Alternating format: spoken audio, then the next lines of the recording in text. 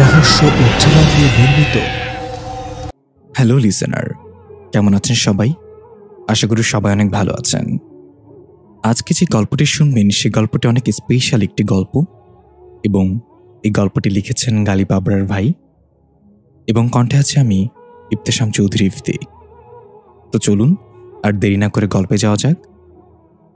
আমার মেয়ে আলিশা যেদিন জন্মগ্রহণ করে সেদিন আমার বাবা গাড়ি অ্যাক্সিডেন্টে মৃত্যুবরণ করে। কাকতালীয়ভাবে আলিশার জন্ম আর আমার বাবার মৃত্যু ঠিক একই সময় হয়। তখন ঘড়িতে সময় ছিল রাত ৩:৩৩, যেটাকে বলা হয়ে থাকে ডেভিল আওয়ার্স। জন্মের পর থেকে আলিশা সারাদিন কান্না করত, কোনোভাবেই ওকে চুপ করানো যেত না। তবে মাগরিবের আজান হলেই অদ্ভুতভাবে চুপ হয়ে যেত, আবার ঠিক ফজরের আজানের পর কান্না শুরু করত। দিনের বেলাতে কোনো খাবার মুখে নিত না, তবুও সারাদিন কান্নার ফাঁকে ফাঁকে মুখ নাড়াত, যেমন আমরা কিছু খাওয়ার সময় নাড়াই। এমনই একদিন কান্নার ফাঁকে মুখ নাড়ানোর সময় আমি আঙ্গুল দিয়ে আলিশার মুখ থেকে লালা এনে নিজের মুখে দিতে অবাক হয়ে গেলাম, যা ছিল খুবই মিষ্টি। আমি বিজ্ঞানমনস্ক মানুষ, তাই অতি প্রাকৃতিক কোনো বিষয়ে আমি বিশ্বাস করি না। বাচ্চাদের মুখের লালা মিষ্টি হতেই পারে, বিষয়টা প্রথমে তেমন গুরুত্ব দেইনি। ডাক্তার আর মেডিসিনের ওপর ভরসা ছিল। একদিন আমার বাসার কাজের খালা আমাকে বলল আলিশাকে কোনো কবিরাজ বা তান্ত্রিক দেখাতে, কিন্তু আমার তো এসব বিষয় একদমই বিশ্বাস ছিল না, তাই খালার কথায় কোনো পাত্তা দিলাম না। আমার বিশ্বাসে ফাটল ধরল সেদিন যেদিন আমি হঠাৎ করেই রাতে ঘুম ভেঙে গেল পাশে শুয়ে থাকা 2 মাস বয়সী আলিশার খিলখিল হাসির শব্দে। আমি দেখলাম আলিশা তার গুলুমুলো হাত পাগুলো নাড়াচ্ছে আর উপরে তাকিয়ে শব্দ করে হাসছে। দেখে মনে হচ্ছে আলিশা কারোর সাথে খেলা করছে। আমরা যেমন বাচ্চাদের সাথে বিভিন্ন অঙ্গিভঙ্গি করে তাদের হাসানোর চেষ্টা করি, ওই সময় বাচ্চারা যেমন রিয়্যাক্ট করে হাসে, ঠিক তেমনভাবেই হাসছে আলিশা। আমি বিষয়টাকে নর্মালি নিয়ে মোবাইলের স্ক্রিনে তাকিয়ে দেখলাম রাত ৩:৩৩। মোবাইলের দিক থেকে চোখ সরিয়ে যখনই আবার পাশে তাকালাম তখনই আঁতকে উঠলাম। এ কি, আলিশা কোথায়? এইমাত্রই তো এখানে ছিল। আমি ধরফর করে উঠে গেলাম শোয়া থেকে। আমার ভেতরটা চিপ মেরে উঠল। আশপাশটা ভালো করে দেখলাম, কিন্তু আলিশা কোথাও নেই। আমি কান্না জড়িত কণ্ঠে আমার ভাইকে ডাকতে ডাকতে রুম থেকে বের হয়ে গেলাম। সাইফান, সাইফান, তাড়াতাড়ি এদিকে আয়, আলিশাকে খুঁজে পাওয়া যাচ্ছে না। আমার চিৎকার চেঁচামেচি শুনে চিলেকোঠার রুম থেকে হন্তদন্ত হয়ে বের হয়ে এলো আমার ছোট ভাই সাইফান। আমি ওকে আলিশার ব্যাপারে বলতেই ও দৌড়ে তাড়াতাড়ি আমার রুমে গেল চেক করতে। আমি ওর পিছু পিছু ছুটলাম। রুমে গিয়ে আমি যেন বিশাল এক ধাক্কা খেলাম। সাইফান আমার দিকে তাকিয়ে বলল, দি ভাই, ওই তো আলিশা ঘুমাচ্ছে। কি হয়েছে তোর? আমি কিছু বলার মতো শক্তি হারিয়ে ফেললাম। স্পষ্ট আমি আলিশাকে দেখিনি তখন, তাহলে এখন কিভাবে এলো? সাইফান আমাকে এক গ্লাস পানি এনে ধরিয়ে দিয়ে বলল, দি ভাই, তুই হয়তো ক্লান্ত অনেক, তাই চোখের ভ্রম হয়েছে, যা শুয়ে পড়। আমি আর কিছু না ভেবে সোজা গিয়ে শুয়ে পড়লাম ঘুমন্ত আলিশার কপালে চুমু খেয়ে। সাইফান তার নিজের রুমে চলে গেল দরজা টান দিয়ে। আমি আবার মোবাইলের দিকে তাকিয়ে অবাক হয়ে গেলাম। এখনো সময় দেখাচ্ছে ৩:৩৩। এটা কিভাবে সম্ভব? ভাবতে ভাবতে পাশে তাকাতেই দেখলাম আলিশা চোখ মেলে আমার দিকে তাকিয়ে আছে রাগান্বিতভাবে। এই ছোট্ট বাচ্চার চেহারায় যেন আমার প্রতি চরম ক্রোধ আর ঘৃণা ভেসে উঠেছে। আমি একটু অবাক হলেও নিজেকে সামলে নিয়ে যখনই আলিশাকে কাছে টেনে বুকে নিতে যাব তখনই এক ঝটকায় আলিশা উপরে উঠে গেল হাওয়ায় ভেসে। আমি আঁতকে উঠে লাফ দিয়ে উঠে বসলাম। মুখে হাত দিয়ে কাঁদতে কাঁদতে নিজেকেই বললাম, এসব কি হচ্ছে আমার সাথে? না, এগুলো সত্যি হতে পারে না, এগুলো আমার দুঃস্বপ্ন। আলিশা এখনো হাওয়ায় ভেসে আছে এমন ভাবে যেন ওকে কেউ কোলে নিয়ে আছে। আলিশা খিলখিল করে হাসছে। আমি কি করব ভাবছি এমন সময় আমার চোখ গেল ডান পাশে থাকা ড্রেসিং টেবিলের আয়নার দিকে। আয়নায় চোখ পড়তেই আমি যেন ঠান্ডায় জমে গেলাম। নিজের জায়গা থেকে নড়ার শক্তি হারিয়ে ফেললাম। আয়নায় দেখা যাচ্ছে আলিশা হাওয়ায় ভেসে নেই, বরং একটা অদ্ভুত দেখতে যুবক আলিশাকে কোলে নিয়ে আদর করছে। অদ্ভুত বলার কারণ তার পরনে ঢিলাঢালা জুব্বা জাতীয় পোশাক, চুলগুলো লম্বা, বাম দিকে সীতা করা, গলায় পুতির মালা, হাতের আঙ্গুলে অনেকগুলো পুরনো আংটি, একদম আগের যুগের মানুষের মতো। আমি এবার আয়নার দিকে তাকাচ্ছিলাম, আবার সামনে তাকাচ্ছিলাম। আয়না তাকে দেখা গেলেও খালি চোখের সামনে শুধু আলিশাকে হাওয়ায় ভেসে থাকা অবস্থায় দেখা যাচ্ছে। আমি সাইফানকে ডাক দিব, সেই শক্তিও পাচ্ছি না। আমার গলা শুকিয়ে কাঠ হয়ে গিয়েছে।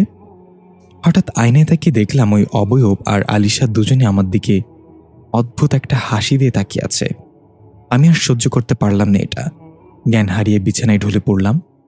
আমার হুঁশ ফিরল আলিশার কান্নার শব্দে। নিবু নিবু চোখে পাশে তাকিয়ে দেখলাম আলিশা শুয়ে আছে আর কান্না করছে। জানালা দিয়ে সূর্যের কিরণ উঁকি মারছে। অনুভব করলাম সারা শরীর ব্যথা আমার। রাতে কি হয়েছে এক এক সব মনে পড়তে লাগলো। আমি বুঝতে পারছি না এটাকে স্বপ্ন বলবো নাকি বাস্তবের চেয়েও বেশি কিছু। সারাদিন কোনো কাজে মন বসাতে পারলাম না। মাথায় শুধু ওই একটা জিনিসই চলছিল, কাল রাতে কি হয়ে গেল। আমার কি তাহলে অতি প্রাকৃতিক বিষয়গুলোর ওপর বিশ্বাস করা উচিত? সত্যি কি আমাদের বাহ্যিক দৃষ্টির আড়ালে অন্য কোনো জগৎ আছে? তারা কি আমাদের আশেপাশে থাকে? কিন্তু যদি তা থাকেই, তাহলে আধুনিক বিজ্ঞান এবং প্রযুক্তি সেগুলো প্রমাণ করতে পারেনি কেন? তাহলে কি তারা বিজ্ঞানের ঊর্ধ্বে? এসব ভাবনা থেকেই কাজের খালার কাছে জিজ্ঞাসা করে, আচ্ছা খালা, তুমি সেদিন বলেছিলে আলিশাকে কোনো কবিরাজ বা তান্ত্রিকের কাছে নিতে। তোমার চেনা জানা কেমন কেউ আছে নাকি?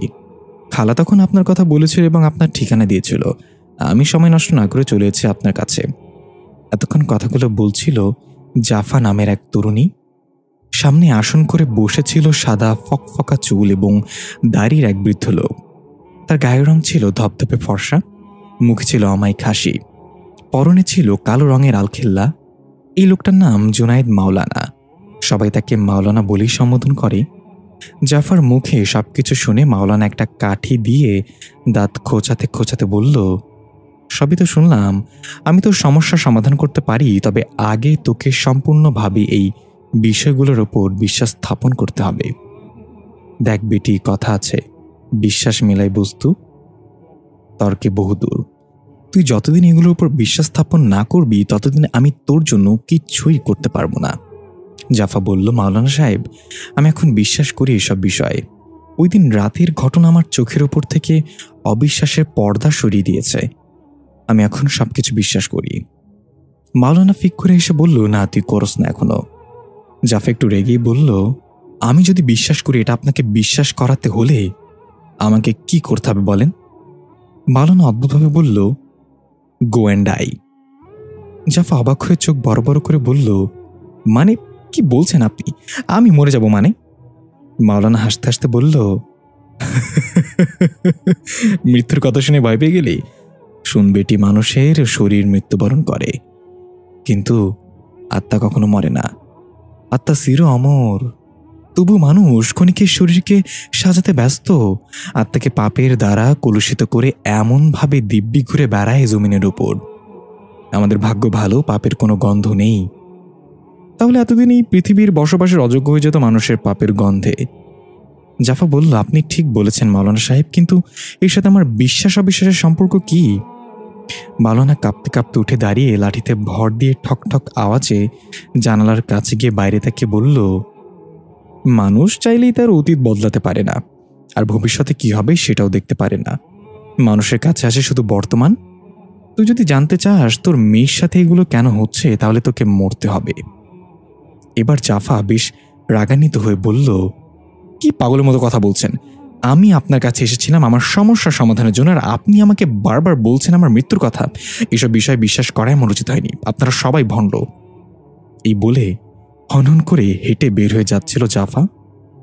তখনই পেছন থেকে মাওলানা ডাক দিয়ে বলল, তোর মেয়ের আত্মা অতীতের কারোর সাথে আটকে গিয়েছে, সে তোর মেয়েকে নিয়ে যাবে। জাফা থমকে দাঁড়িয়ে ধীরে ধীরে পেছনে ঘুরে অবাক চোখে বলল, মানে কি বলতে চাচ্ছেন আপনি? মাওলানা জাফার কাছে এগিয়ে এসে বলল, তোকে একদিনের জন্য হলেও মরতে হবে। তোর আত্মাকে অতীতে পাঠাতে হবে এটা জানার জন্য যে তোর মেয়ের আত্মা কার সাথে জুড়ে গিয়েছে আর সে কি চায়। জাফা একটু বিরক্ত হয়ে বলল, মানে যা ইচ্ছা তাই। একদিনের জন্য কেউ কিভাবে মরতে পারে? আমার আত্মা যদি শরীর থেকে বের হয়ে যায়, তাহলে সেটা কি আবার ফিরে আসা সম্ভব? আমি বিজ্ঞান মনস্ক হলেও এটা অন্তত জানি যে কেউ মারা গেলে আবার জীবিত হওয়া কখনোই পসিবল না। It's actually impossible. মাওলানা একটু হাসিতে বলল, বলেছিলাম না তুই এখনো পুরোপুরি বিশ্বাস করে উঠতে পারিস না এসব। এই জগতের সবকিছু সম্ভব বেটি, দেখতে চাস? এই বলে জাফা কিছু বুঝে ওঠার আগেই মাওলানা নিজের কনিষ্ঠ আঙ্গুলি দিয়ে জাফার গলায় ধাক্কা দিল জোরে। জাফা অনুভব করলো তার পুরো শরীরে এক বৈদ্যুতিক ঝটকা লাগলো। ধাপ করে জাফার আত্মা তার শরীর ত্যাগ করল। সাদা রোশনির মতো আলো ছড়াচ্ছে জাফার আত্মা। দেহটা একই জায়গায় নড়চড়বিহীন দাঁড়িয়ে আছে। জাফা অবাক হয়ে নিজের হাত আর শরীরের দিকে তাকাচ্ছে আর বলছে, এটা এটা আপনি কি করেছেন আমার সাথে? মাওলানা মুচকি এসে হাতের মুষ্টি বন্ধ করে অদৃশ্য টান দিতে আবার জাফার আত্মা তার শরীরে ফিরে এলো। জাফা হাফাতে হাফাতে বলল, এটা কি ছিল? কি করেছেন আপনি? মাওলানা বলল, আমি কি করছি সেটা নিয়ে না ভেবে এটা চিন্তা কর আমি কি করতে পারি। পরের বার যখন আসবি আমার কাছে তখন যেন আমি তোর চেহারায় পরিপূর্ণ বিশ্বাস দেখতে পাই। এখন চলে যা। এই বলে মাওলানা তার অন্দর মহলে চলে গেল লাঠির ঠক ঠক শব্দ করতে করতে। জাফা কিছু একটা ভেবে আর কিছু না বলে সোজা বের হয়ে গেল মাওলানার আস্তানা থেকে। বের হয়ে রাস্তায় গিয়ে পার্টস থেকে মোবাইলটা বের করে বাসায় কল দিল। হ্যালো খালা, আলিশা কি করছে? ওপাশ থেকে, আর কি করবে, কতক্ষণ কান্না করে আবার কতক্ষণ মুখ নাড়ে নাড়ে কি জানি খায়। তুমি কখন আসবা বইন? জাফা বলল, এই তো চলে আসছে একটু পরই। খেয়াল রেখো আলিশার, আমি না আসা পর্যন্ত। ফোন কেটে জাফা সাইফানকে মেসেজ করলো বাইক নিয়ে আসার জন্য। মেসেজ করে ফোনটা পার্সের ভেতরে রাখতেই যাবে তখনই একটা দ্রুত গতির প্রাইভেট কার এসে কষে ব্রেক করলো জাফার সামনে। জাফা চমকে গেল এবং ফোনটা হাত থেকে পড়ে গেল নিচে। বিরক্ত হয়ে তাড়াতাড়ি ফোনটা উঠিয়ে দেখলো টাচ ভেঙে গিয়েছে। জাফা রাগান্বিত দৃষ্টিতে গাড়ির দিকে তাকিয়ে গলা থেকে ওড়নাটা নিয়ে হাতে পিছে ধারাম করে এক ঘুষি মারল গাড়ির স্লাইড গ্লাসে। গ্লাসটা ভেঙে চুরমার হয়ে গেল। দেখা গেল গাড়ির ভেতরে খুবই সুদর্শন একটা ছেলে বসে আছে। চোখে কালো চশমা, চুলগুলো ছোট ছোট ঘন কালো, কালো কোট আর গলায় টাই। ছেলেটা হাসি দিয়ে বলল, একটু বদলাওনি তুমি। জাফা অবাক হয়ে বলল, রুশদি তুমি? ছেলেটা গাড়ি থেকে নেমে জাফার সামনে দাঁড়িয়ে বলল, চিনতে পারছো তাহলে? জাফার দুচোখ অশ্রুতে ভরে উঠল। জাফার স্মৃতিতে বেজে উঠল অতীতের একটা কথা। রুশদি প্লিজ বোঝার চেষ্টা করো, আমি আমার বাবা মা সবাইকে ছেড়ে চলে এসেছি। সবাই আমাকে তোমার মনে করে ছেড়ে দিয়েছে, তুমি প্লিজ আমাকে ছেড়ে দিও না। জাফা মুচকে এসে বলল, তাকে কি করে চিনতে পারি না যে আমাকে ওই জায়গায় ছেড়ে দিয়েছে যেখানে মানুষের দেহ ফ্যানের সাথে ঝুলে যায় অথবা রেল লাইন থেকে ছিটকে পড়ে। রুশদির চোখ থেকে চশমাটা খুলে হাতে নিয়ে বলল, কিন্তু তুমি তো বেঁচে আছো। জাফা জিজ্ঞাসাসুলভ দৃষ্টিতে তাকিয়ে বলল, সত্যি আমি কি বেঁচে আছি? থ্যাংক ইউ আমার জীবিত থাকার সাক্ষী হওয়ার জন্য। রুশদি বলল, আলিশা কোথায়, কেমন আছো? ওর ভরণ পোষণের সমস্যা হলে আমাকে বলবে। আমার অনেক টাকা, আমি চাই না আমার মেয়ে টাকার অভাবে আর 10টা রাস্তার বাচ্চার মতো বড় হোক। জাফার প্রচণ্ড রাগ উঠলেও ভিতরেই সেইটা কবর দিয়ে শান্ত গলায় জিজ্ঞাসা করল, আচ্ছা রুশদি তুমি বলো তো, রমজান মাসে রোজাদার কোন কাজটা বেশি করে? রুশদি একটু ভেবে বলল, বারবার থুতু ফেলে। জাফা বলল, আমি তোমার টাকার উপর ওটাই করি। রুশদির মুখটা মলিন হয়ে গেল। এর মাঝেই সাইফান বাইক নিয়ে চলে আসলো। বাইক থেকে নেমে সাইফান মোবাইলে বিন বাজানোর রিংটোন অন করে এগিয়ে এসে বলল, দি ভাই চল এখান থেকে। জাফা বলল, মোবাইল এটা কি ছেড়েছিস? সাইফান রুশদির দিকে তাকিয়ে বলল, শুনেছি এই এলাকায় ইদানিং কালসাপ ঘোরাফেরা করে, সেফটি হিসেবে বিন বাজাচ্ছি। রুশদি হাসতে হাসতে সাইফানের কাঁধে হাত রেখে বলল, শালা তো দেখি বড় হয়ে গিয়েছে, কিন্তু খেয়াল রেখো শালা বাবু, কিংকোবরা কিন্তু এসব বিন বাজালে বসে আসে না, সময় বুঝে ফুস করে ছবল মেরে দিবে। সাইফান বলল, দি ভাই একটা কথা কি জানিস, আল্লাহ কিছু কিছু মানুষকে গন্ডারের চামড়া দান করেছে। তাদের শরীরের চামড়া ভেদ করে লজ্জা শরম ঢুকতে ঢুকতে মেয়াদ উত্তীর্ণ হয়ে যায়, আর তাদের দেখলে গালাগাল ভেতর থেকে আওয়াজ দেয়, ভাই আমাকে ব্যবহার কখন করবেন? রুশদি বলল, তুমি একটা কথা কি জানো শালা বাবু, দুর্বল মানুষের প্রধান হাতিয়ার হলো গালাগাল। আমি এসবে বিশ্বাস করি না। সোজা মাথায় নল ঠেকিয়ে ঠুস করে দিই। জাফা এটা শুনে রুশদিকে এক ধাক্কা দিয়ে পেছনে গাড়ির সাথে বাড়ি মেরে বলল, দুর্বল মানুষ যখন শক্তিশালী হয় তখন তোমার মতো 100 জনকে পায়ের তলে পিষে ফেলতে পারে। পছাড় আমাদের, চল সাইফান। জাফা সাইফানের হাত ধরে যেতে লাগলো। রুশদি মুচকি এসে বলল, মানুষের সাথে খারাপ ব্যবহার করেও দেখেছি, ভালো ব্যবহার করেও দেখেছি, শান্তি শুধু তেরামিতেই। এদিকে আমরা দেখতে পাই আলিশা দোলনায় শুয়ে বরাবরের মতোই কান্না করে চলেছে। কাজে খালা পাশেই কিচেন ছুরি দিয়ে সবজি কাটাকাটি করছে। হঠাৎ একটা লাল আলো জানালা দিয়ে ঘরে এসে সোজা কাজের খালার শরীরে প্রবেশ করল। সাথে সাথে তার ব্যবহার বদলে গেল, চোখ দুটো লাল টকটকে হয়ে গেল। ছুরিটা উঁচু করে ধরে ঘাড় কাত করে দোলনার দিকে তাকিয়ে ভয়ানক একটা হাসি দিল। তারপর এক কাজের খালা ছুরি হাতে দোলনায় শুয়ে কান্না করতে থাকা আলিশার সামনে দাঁড়িয়ে আছে। কাজের খালার দিকে চোখ পড়তেই আলিশার কান্না থেমে গেল এবং হাত বাড়িয়ে দিল তার কোলে যাওয়ার জন্য। কাজের খালা প্রচণ্ড রেগে মুখ অস্বাভাবিকভাবে বড় করে হা করে আলিশার বামে হাতটা কামড় দিয়ে ঠাস করে ছিঁড়ে নিয়ে আসলো। আলিশা চিৎকার করে উঠল, হাত থেকে ফিনকি দিয়ে রক্ত বের হচ্ছে। কাজের খালা সুস্বাদু খাবারের মতো আলিশার হাতটা চিবিয়ে খাচ্ছে আর অদ্ভুতভাবে হাসছে। এরপর ধীরে ধীরে ছুরি হাতে নিয়ে চলে যেতে লাগলো। তখনই কাজের খালার মস্তিষ্ক থেকে আওয়াজ এলো, মেরে ফেলে এই বাচ্চাকে, সে সবাইকে ধ্বংস করে দিবে, মেরে ফেল। এই আওয়াজ শুনে কাজের খালা রক্তমাখা মুখে আবার আলিশার দিকে এগিয়ে এসে ছুরিটা উঁচু করে ধরল। আলিশার গলা ফাটানো কান্নায় সবকিছু ভারী হয়ে আসছিল। সেদিকে ধ্যান না দিয়ে কাজের খালা ধাপ করে ছুরিটা আলিশার বুকে বিঁধে দিল। জাফা ধরফর করে ঘুম থেকে উঠল আলিশা বলে চিৎকার করে। হাঁপাতে হাঁপাতে তাড়াতাড়ি করে পাশে তাকালো, দেখলো আলিশা খুব সুন্দর করে কোলবালিশ জড়িয়ে ঘুমিয়ে আছে। জাফা যেন দেহে প্রাণ ফিরে পেল। কি বাজে স্বপ্ন ছিল এটা! এক মুহূর্তের জন্য আমার সবকিছু থমকে গিয়েছিল। জাফা নিজের চেহারা 2 হাত দিয়ে মুছে মোবাইলের স্ক্রিনে তাকিয়ে দেখল রাত 3:32। প্রতিদিন এই সময়টা কিছু না কিছু হয়, তাহলে কি আর 1 মিনিট পর কিছু হতে চলেছে? জাফা অধীর আগ্রহে অপেক্ষা করছে 3:33 বাজবে কখন। মোবাইলের স্ক্রিন থেকে চোখ সরাচ্ছে না। হঠাৎ দরজায় নক পড়ল, ঠক ঠক। জাফা চমকে গিয়ে দরজার দিকে তাকিয়ে দেখল দরজাটা হালকা ফাঁকা হয়ে আছে। আবার মোবাইলের স্ক্রিনে তাকিয়ে দেখল 3:33 বেজে গিয়েছে। তখনই এক ঝটকায় দরজাটা পুরো খুলে গেল দমকা বাতাসে। জাফা কেঁপে উঠল এবং দরজার দিকে তাকিয়ে দেখল একটা মেয়ে ছায়ামূর্তি দেখা যাচ্ছে ডাইনিংয়ের চেয়ারে বসা। জাফা প্রচুর ভয় পেয়ে খাট থেকে একটু উঁচু স্বরে জিজ্ঞাসা করল, কে ওখানে? ওপাশ থেকে কোনো জবাব এলো না। জাফা এবার কাঁপা কাঁপা পায়ে খাট থেকে নেমে এগিয়ে যেতে লাগলো আর জিজ্ঞাসা করতে লাগলো, কি তুমি কথা বলছো না কেন? ছায়ামূর্তিটা একভাবে বসে আছে নড়চড়বিহীন।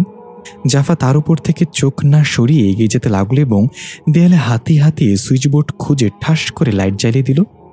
দেখা গেল চেয়ারে তো কেউ বসে নেই। জাফা অবাক হয়ে আবার লাইট বন্ধ করতেই ছায়ামূর্তিটাকে ঠিক নিজের চোখের সামনে দেখতে পেল। ভয়ে আতকে উঠে জাফা পিছিয়ে গিয়ে উল্টে পড়ে গেল চিৎকার করে। এর মাঝেই ঘুমিয়ে থাকা আলিশা খিলখিল করে হাসতে শুরু করলো। জাফা তাকিয়ে দেখলো আলিশা বরাবরের মতো হাত পা নাড়িয়ে হেসে চলেছে। জাফা সাইফানকে ডাক দিতে চাইল, কিন্তু গলা দিয়ে একটা টু শব্দ বের হলো না। হঠাৎ জাফা লক্ষ্য করলো ছায়ামূর্তিটা এবার হাওয়ায় ভেসে খাটের দিকে যাচ্ছে। আলিশার ক্ষতি করবে ভেবে জাফা তার পুরো শক্তি দিয়ে ওঠার চেষ্টা করলো, কিন্তু মনে হচ্ছে কেউ নিচ থেকে টেনে ধরে রেখেছে। জাফা অসহায়ের মতো তাকিয়ে দেখলো ছায়ামূর্তিটা খাটে গিয়ে ধীরে ধীরে একটা মেয়ের রূপে দৃশ্যমান হলো।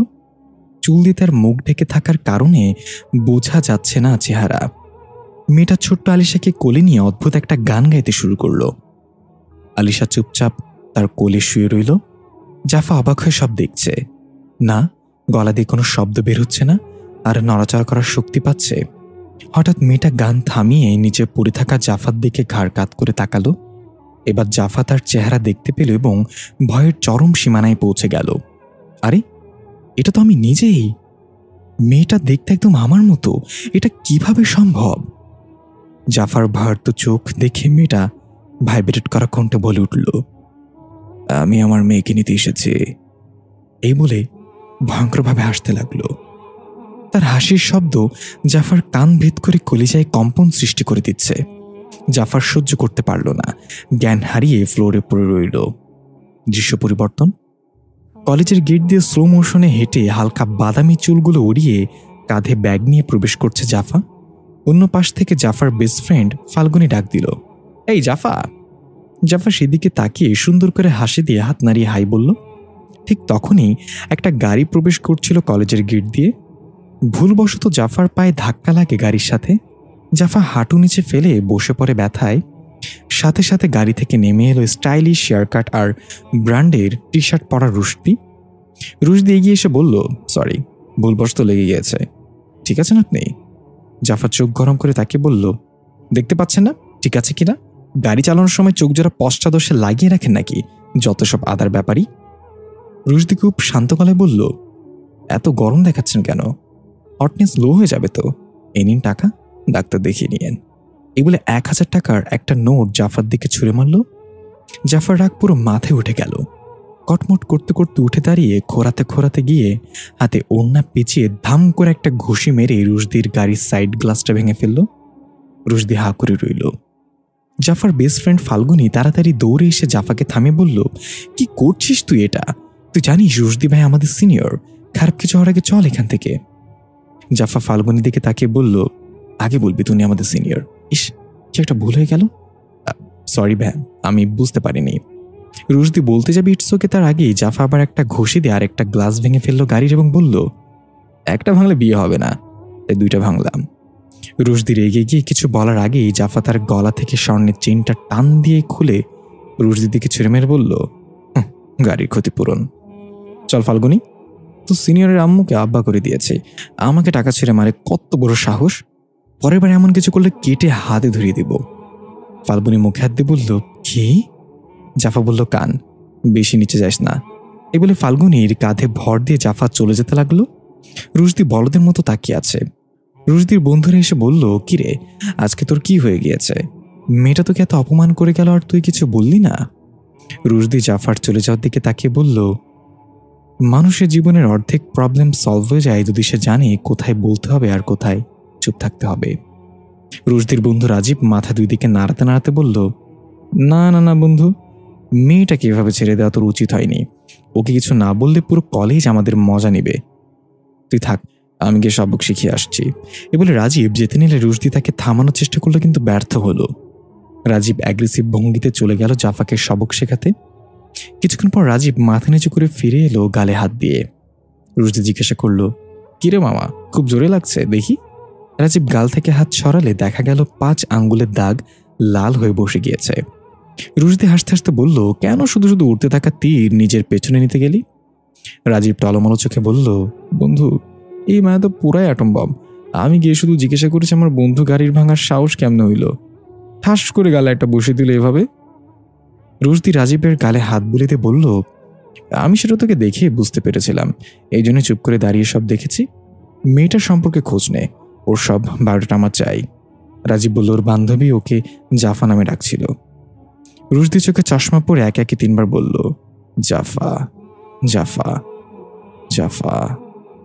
জাফা ধাপ করে চোখ মেলে তাকালো। আশেপাশে তাকিয়ে বুঝতে পারলো ফ্লোরে শুয়ে আছে। রাতের ঘটনা এক এক করে সব মনে পড়তে লাগলো। তাড়াতাড়ি উঠে খাটের দিকে তাকিয়ে দেখলো আলিশা ঘুমিয়ে আছে। কি হয়ে গেল তখন কিছুই মেলাতে পারছে না জাফা। চোখ ঝাপসা হয়ে আসছে। বাইরে এখনো অন্ধকার পুরোপুরি কাটেনি। জাফা ধীর পায়ে হেঁটে গিয়ে খাটে গা এলিয়ে দিল আলিশার পাশে। মনে হচ্ছে রাজ্যের ঘুম চোখে এসে পড়েছে। পরদিন সকালের দৃশ্য। দরজায় নক করার শব্দে জাফার ঘুম ভাঙল। সাইফা নক করছে আর বলছে, দিভাই, এই দিভাই, আর কত ঘুমাবি, এবার উঠ। জাফা চোখ ডলতে ডলতে পাশে তাকিয়ে দেখলো আলিশা কান্না করছে বরাবরের মতোই, কিন্তু আজকে ওর কান্নার ভঙ্গি একটু অন্যরকম। ফুপিয়ে ফুপিয়ে ঠোঁট ফুলিয়ে কান্না করছে।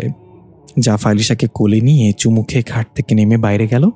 সাইফান বলল, কিরে, এত ঘুম কবে থেকে হলো তোর? অন্যদিন তো আমাকে দরজা পিটিয়ে উঠিয়ে দিস, আজকে আমার তো গোটাতে হয়েছে। জাফা আলিশাকে সাইফানের কোলেতে বলল, সেসব বাদ দে, আগে বল সকাল সকাল তোর মেজাজ বিগড়ে আছে কেন, কি হয়েছে?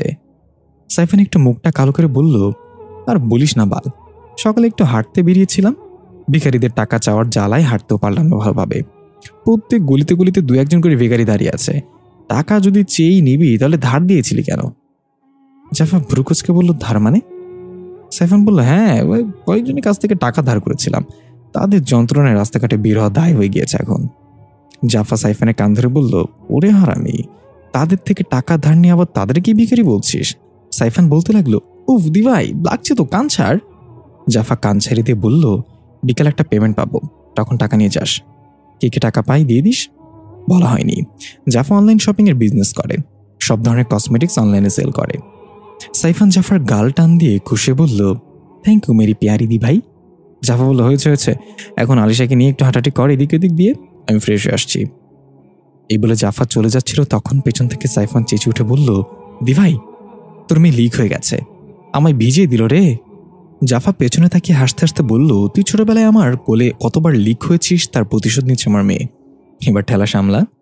জাফা চলে গেল। সাইফান এক হাতে নাক চেপে ধরে আরেক হাতে আলিশার ভেজা প্যান্ট খুলে দিতে দিতে বলল, আয় রে ভাগ্নি, আকাম করলি তুই, ভিজলাম আমি, আবার কান্নাও করতেছিস তুই, কান্না করার তো কথা আমার। এই বলে সাইফান আলিশার গালে হালকা করে থাপ্পড় মতো দিয়ে দুষ্টামি করে হঠাৎ আলিশার কান্না থেমে গেল এবং চোখগুলো লাল টকটকে হয়ে গেল, যেটা সাইফান লক্ষ্য করল না। আলিশা তার বাম হাত দিয়ে সাইফানকে আঘাত করল। কিছু বুঝে ওঠার আগেই সাইফান উড়ে গিয়ে পেছনে থাকা ফুলের টপটা ভেঙে নিচে পড়ে গেল আর অবাক হয়ে আলিশার দিকে তাকিয়ে বলল, ইয়ে ক্যাসে কিয়া তোনে? কিছু ভাঙার শব্দ পেয়ে জাফা ওয়াশরুম থেকে তাড়াহুড়া করে বের হয়ে এসে দেখল সাইফান অর্ধশ অবস্থায় পড়ে আছে, আশেপাশে ফুলের টপটা ভাঙা টুকরো করা। জাফা জিজ্ঞাসা করল, কিরে কি হয়েছে তোর, এটা কিভাবে হলো? সাইফান মনে মনে বলল, এখন যদি বলি আলিশা আমাকে মেরে এখানে ফেলে দিয়েছে তাহলে ইজ্জত যাবে, আবার কেউ বিশ্বাস করবে না, তার চেয়ে ভালো চেপে চাই। জাফা আবার জিজ্ঞাসা করল, কিরে চুপ করে আছিস কেন, ফুলের টপ ভাঙলো কিভাবে? সাইফান উঠে 50-10 ঝাড়তে ঝাড়তে বলল, তোর জিজ্ঞাসা করা উচিত ছিল আমি কিভাবে পড়ে গেলাম, তা না করে জিজ্ঞাসা করছিস ফুলের টপ কিভাবে ভাঙলো। এই ঘরে তো আমার কোনো দামই নাই, দূর আমি থাকবই না এখানে। এই বলে হনহন করে বের হয়ে গেল সাইফান। জাফা বারবার ডাকলেও আর ফিরে তাকালো না। এদিকে আলিশাও কান্না করছে না, এখন চুপচাপ শুয়ে আছে। জাফা অবাক হলেও তেমন পাত্তা দিল না। দৃশ্য পরিবর্তন। জাফা বসে আছে জুনায়েদ মাওলার বাসায়। এসে জানতে পারল মাওলানা সাহেব আসরের নামাজ পড়েছে অন্দরমহলে। জাফা বাইরের রুমে বসে শুনতে পাচ্ছে মাওলানা সাহেবের তাকবীরের আওয়াজ। তবে একটা বিষয় লক্ষ্য করল জাফা, মাওলানা সাহেব যখন নামাজের তাকবীর দিচ্ছে তখন আল্লাহু আকবার বলে, তখন তার সাথে আরো কয়েকটা কণ্ঠে একযোগে তাকবীর দিচ্ছে। তাদের কণ্ঠগুলো কেমন অদ্ভুত শোনা যাচ্ছিল। জাফার বেশ কৌতূহল হলো দৃশ্যটা দেখার জন্য, কিন্তু কি মনে করে যেন বসে রইল। কিছুক্ষণ পর ভেতর থেকে সালাম ফেরানোর তাকবীরের আওয়াজের সাথে সাথে নামাজ শেষ হলো। জাফা খেয়াল করলো নামাজ শেষ হতেই ভেতরে অনেক মানুষের পায়চারির শব্দ শুরু হলো, ঠিক যেমন আমরা দেখতে পাই মসজিদে নামাজ শেষ হলে মানুষজন যেভাবে উঠে চলে যায়। জাফা মনে মনে চিন্তা করলো, এই অন্দরমহলের ভেতরে কত বড় আল্লাহ জানে, কত মানুষ একসাথে নামাজ পড়ছে। এসব ভাবছিল জাফা, তখনই মাওলানা সাহেব ভেতর থেকে ডাক দিল জাফাকে। জাফা উঠে ভেতরে প্রবেশ করতে আশেপাশে তাকে একটু অবাক হলো, এটা তো খুবই ছোট একটা কক্ষ, তাহলে এত মানুষের হট্টগোল শুনতে পেলাম যে, আর এখানে তো কেউ নেই মাওলানা সাহেব ছাড়া, কোথায় গেল এত মানুষ?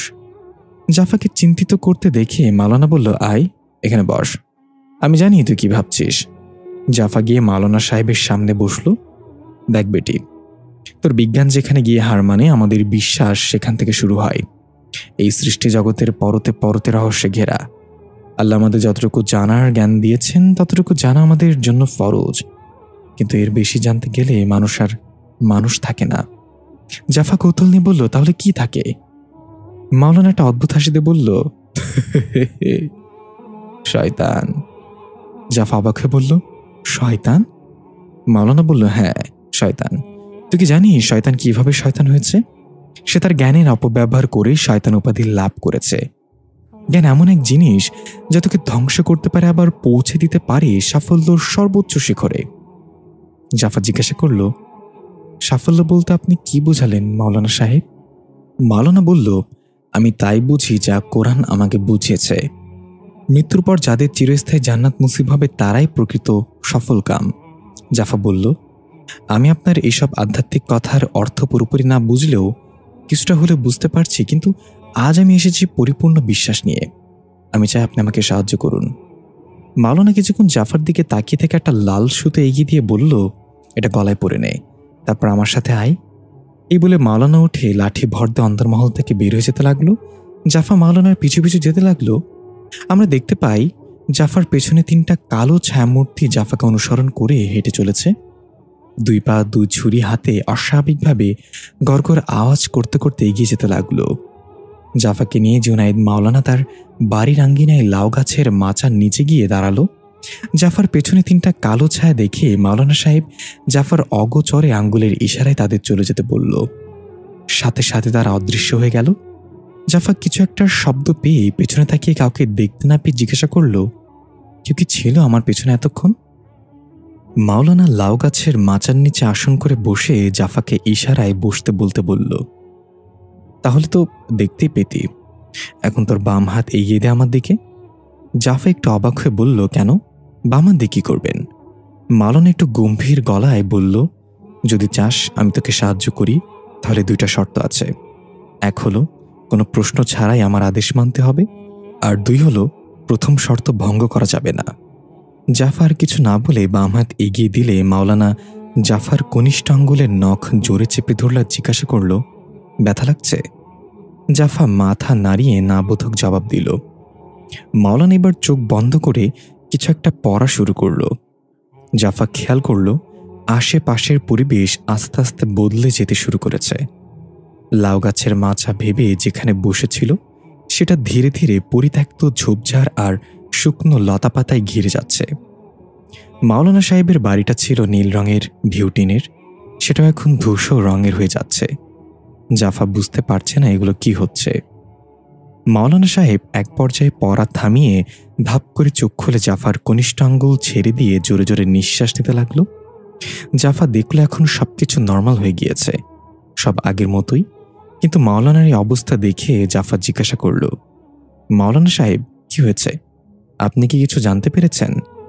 মাওলানা সাহেব কাঁপতে কাঁপতে বলল, যা ভেবেছিলাম তার চেয়ে বড় কিছু এটা, সে ইতিমধ্যে চলে এসেছে অতীত থেকে। জাফা অবাক হয়ে বলল, সে কে? দৃশ্য পরিবর্তন। রুশদি অফিস থেকে বের হয়ে গাড়িতে উঠতে যাবে তখনই চোখ পড়ল জাফার মতো দেখতে একটা মেয়ে রাস্তা পার হচ্ছে। রুশদি তার চোখের কালো চশমাটা খুলে ভালো করে লক্ষ্য করে একাকে বলল, আরে এটা তো জাফা, এদিকে আসছে। মনে হচ্ছে আমাকে সরি বলতে চাই গতকালের ঘটনার জন্য। কিন্তু এসব কি জামা কাপড় পরিধান করেছে জাফা? এ তো ওল্ড ফ্যাশন।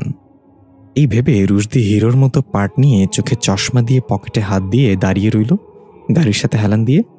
এমন ভাব করলো যেন সে জাফাকে দেখতে পায়নি। এর মাঝে জাফার কণ্ঠ, এক্সকিউজ মি স্যার, আপনি কি বলতে পারেন আশেপাশে কোনো পোস্ট অফিস আছে কিনা? আমার একটা চিঠি পাঠাতে হবে। রুশদির হিরোর পাটে পানি পড়ে গেল। অবাক হয়ে তাকে জিজ্ঞাসা করলো, জাফা তুমি আমাকে স্যার বলা শুরু করলে কবে থেকে? জাফা অবাক হয়ে চোখ বড় বড় করে জিজ্ঞাসা করলো, আপনি আমার নাম জানলেন কিভাবে? রুশদি বলল, কি আশ্চর্য, তোমাকে ছেড়ে দিয়েছি বলে কি তোমার নামও ভুলে যাব? তোমার কাছে আমি বেঈমান হতে পারি, কিন্তু তুমি এখন আমার মনে সে আগের মতোই আছো। জাফা এবার আরো অবাক হয়ে বলল, সত্যি কি আমি আপনাকে চিনি? কই, আমার তো কিছু মনে পড়ছে না। রুশদি বলল, পাগল আমি হইছি নাকি তুমি? আমাকে চিনতে পারছো না? গজনী মুভি দেখেছো নাকি কাল রাতে? আর তুমি সব কি জামা কাপড় পরেছ? মনে হচ্ছে প্রাচীন যুগের সেই গাছের খালবাকল দিয়ে বানানো জামা। জাফা একটু অদ্ভুত হাসিতে বলল, আমি তো সেই যুগেই থেকে এসেছি।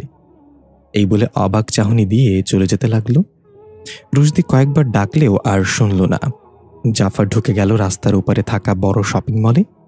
রুশদি আশ্চর্যজনিত চেহারা নিয়ে পকেট থেকে ফোনটা বের করে ফাল্গুনির নাম্বারে কল করল। কল রিসিভ হলে ওপাশ থেকে, তোকে না বলেছি আমাকে কল না করতে, তবু কেন কল করেছিস?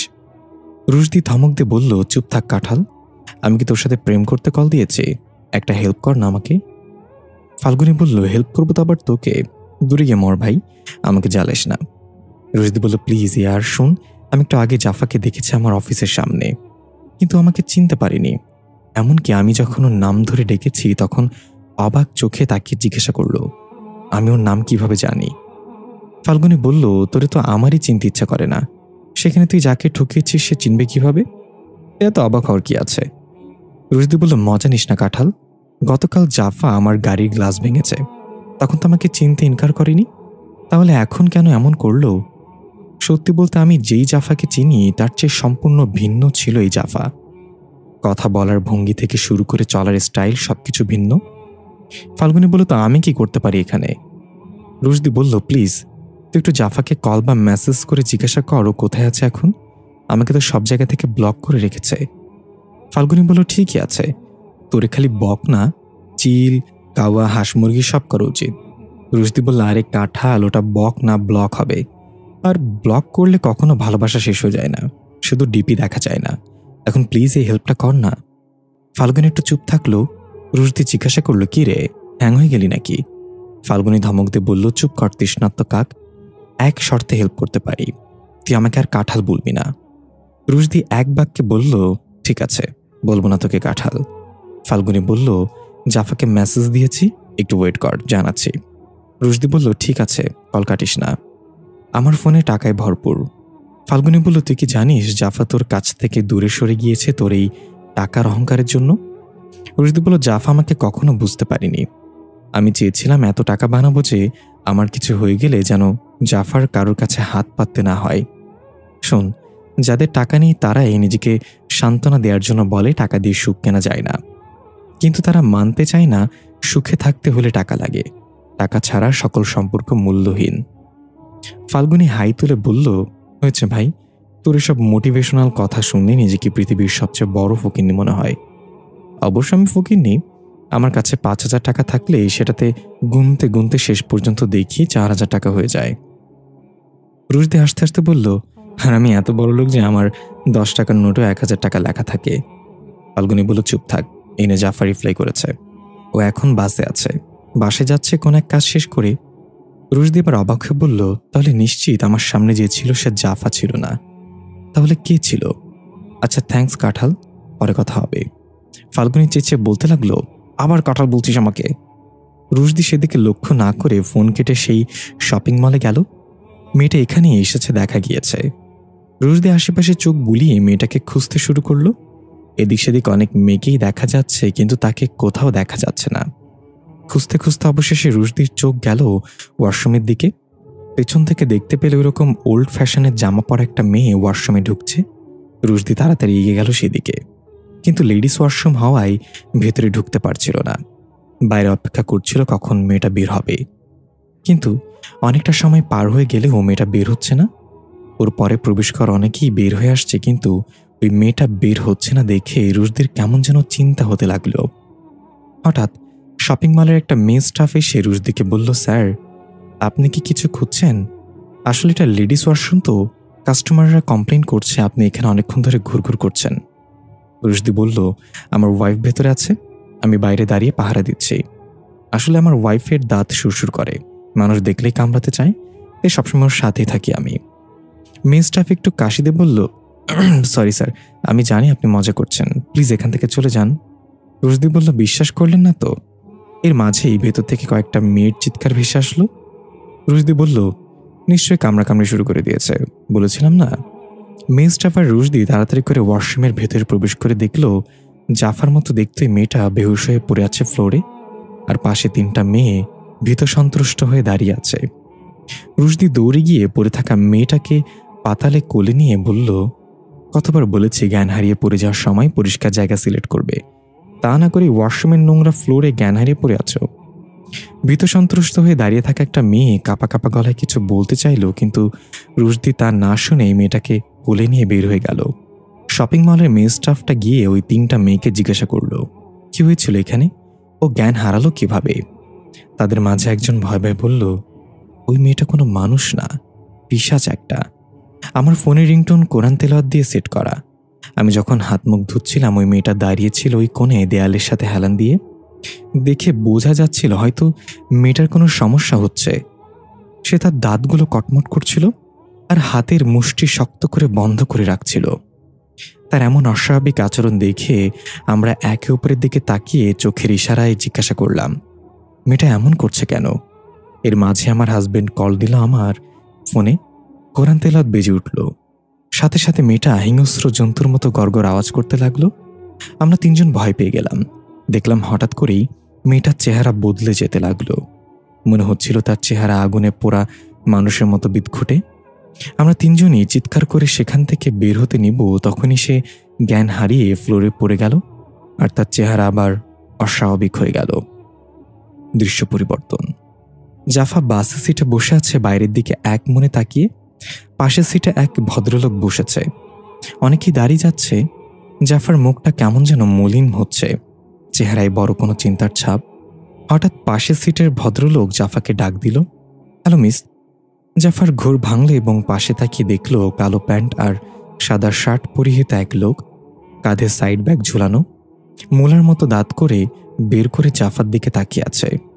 জাফা খুব শান্ত গলায় বলল, কিছু বলবেন? লোকটা বলল, না মানে আপনি যেই পারফিউমটা ইউজ করেছেন সেটার ঘ্রাণটা খুব মিষ্টি। জাফা একটু বিরক্তি নিয়ে বলল, তো? লোকটা হাবলার মতো হাসিতে বলল, পারফিউমটার নাম কি? আমি আমার স্ত্রীকে গিফট করব ভাবছি। জাফা একটু ভেবে সুন্দর করে হেসে বলল, ভুলেও এই কাজ করবেন না, তাহলে আপনার স্ত্রীও বাসে করে কোথাও যাওয়ার সময় কিছু কিছু বদমাইশ আর লুচ্চা লোক তার সাথে কথা বলার সুযোগ পেয়ে যাবে। লোকটা বুঝতে পারল কথাটা তাকেই বলা হয়েছে। মূলের মতো দাঁতগুলো ঠোঁট দিয়ে ঢেকে গেল, মুখটা গোমরা করে আর কোনো কথা বলল না। জাফা ফোনটা বের করে সাইফানকে কল দিল। হ্যালো সাইফান, আলিশা কি করছে? ওপাশ থেকে সাইফান বলল, তুই কি আসোস? এদিকে আজকে আমার গায়ে হলুদ।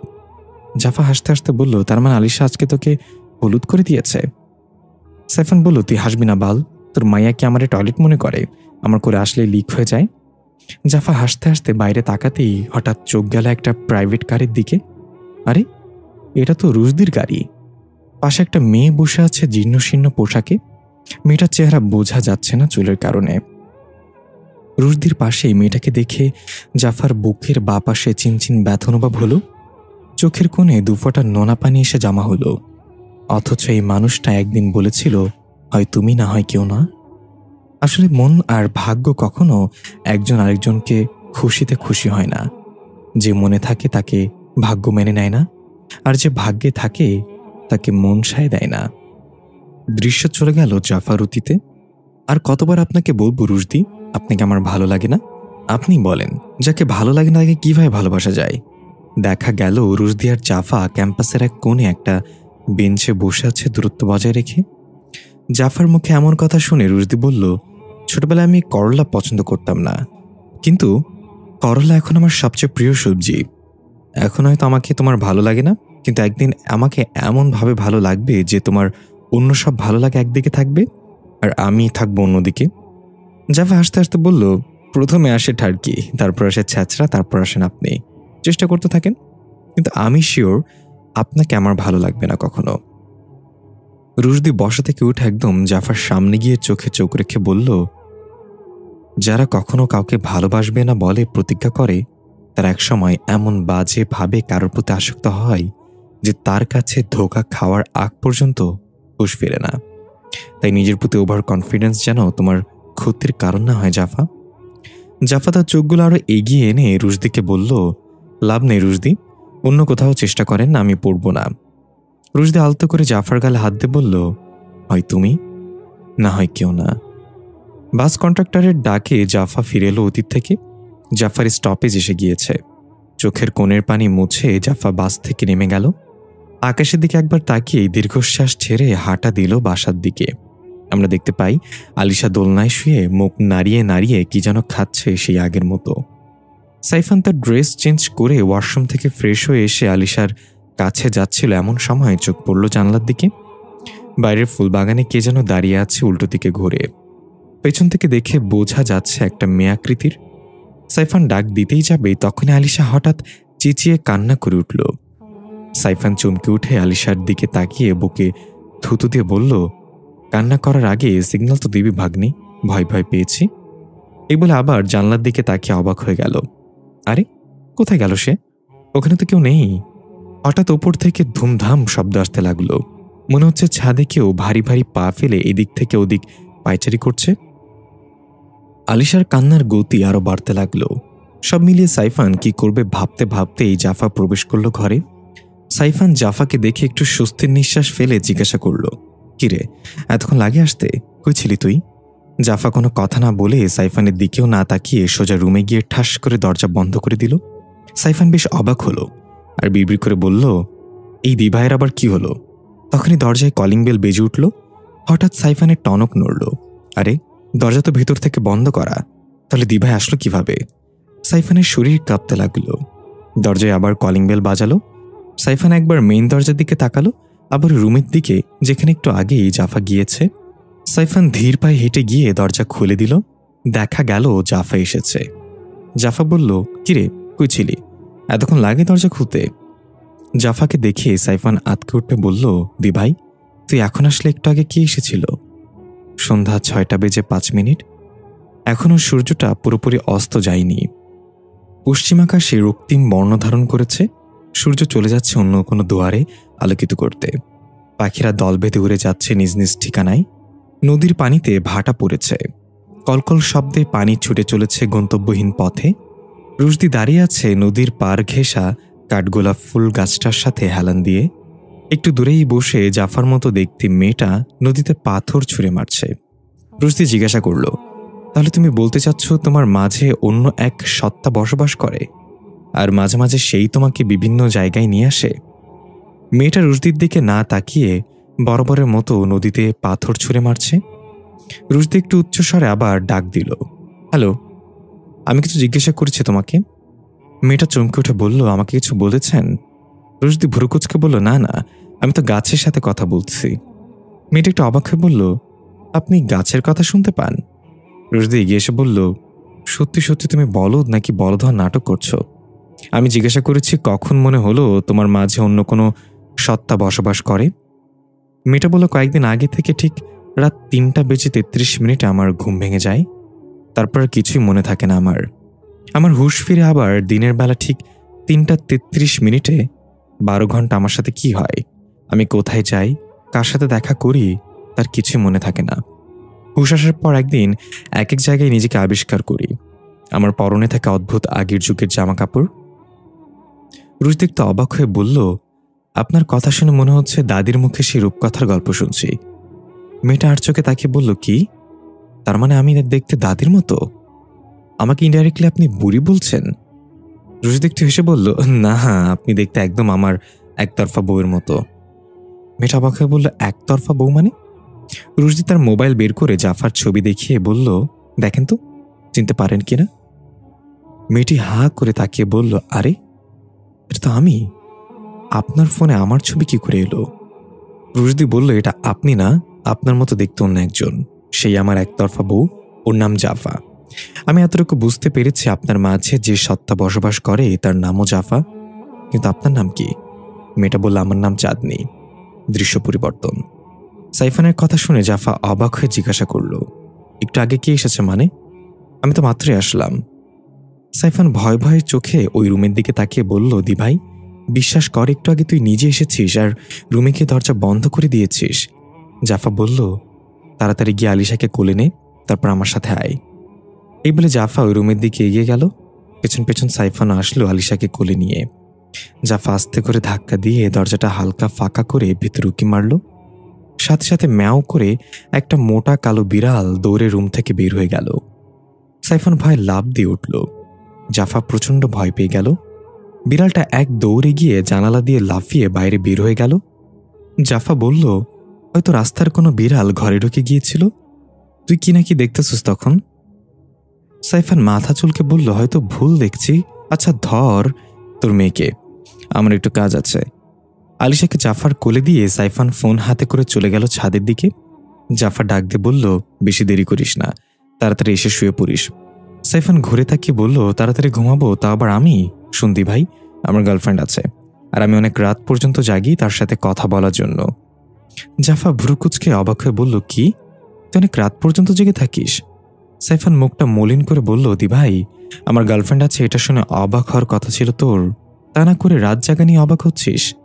জাফা বলল, এতে অবাক হওয়ার কি আছে? মেয়েটার কাছে হয়তো দ্বিতীয় কোনো ছিল না, তোর গার্লফ্রেন্ড হয়েছে। তবে সাবধান, শীত আসতেছে, কাল গার্লফ্রেন্ড কার সামনে নিচু হয়ে যায় বলা যায় না, দেখে শুনে রাখিস। সাইফান একটু লজ্জা পেয়ে, দি ভাই তুইও না, এই বলে ছাদে চলে গেল। জাফা হাসতে হাসতে আলিশাকে চুমু খেয়ে বলল, 6 বছর শুধু, যেভাবে হোক এই 6 বছর তোমাকে আগলে রাখবো আমি, আমার জীবন দিয়ে হলেও তোমাকে রক্ষা করব। দৃশ্য চলে গেল একটু আগে। জাফা যখন জুনায়েদ মাওলানার বাসায় ছিল মাওলানা জাফর কনিষ্ঠ আঙ্গুলে চেপে ধরে মন্ত্রের দ্বারা কিছু একটা জানতে পেরেছে। মাওলানা ঢকঢক করে জগের নলে মুখ লাগিয়ে পানি খাচ্ছে। জাফা পাশেই দাঁড়িয়ে আছে কৌতূহল নিয়ে। পানি খাওয়া শেষে মাওলানা সাহেব একটা চেয়ারে বসে জাফার দিকে তাকিয়ে গম্ভীর গলায় বলল, 1733 সাল থেকে একজন বর্তমান সময় চলে এসেছে। তার একমাত্র উদ্দেশ্য হলো তোর মেয়েকে নিয়ে যাওয়া সাথে করে। জাফা অবাক হয়ে জিজ্ঞাসা করল, মানে কি বলছেন এগুলো? প্রায় 300 বছর আগে থেকে কেউ কিভাবে বর্তমানে আসতে পারে? আর কে সে?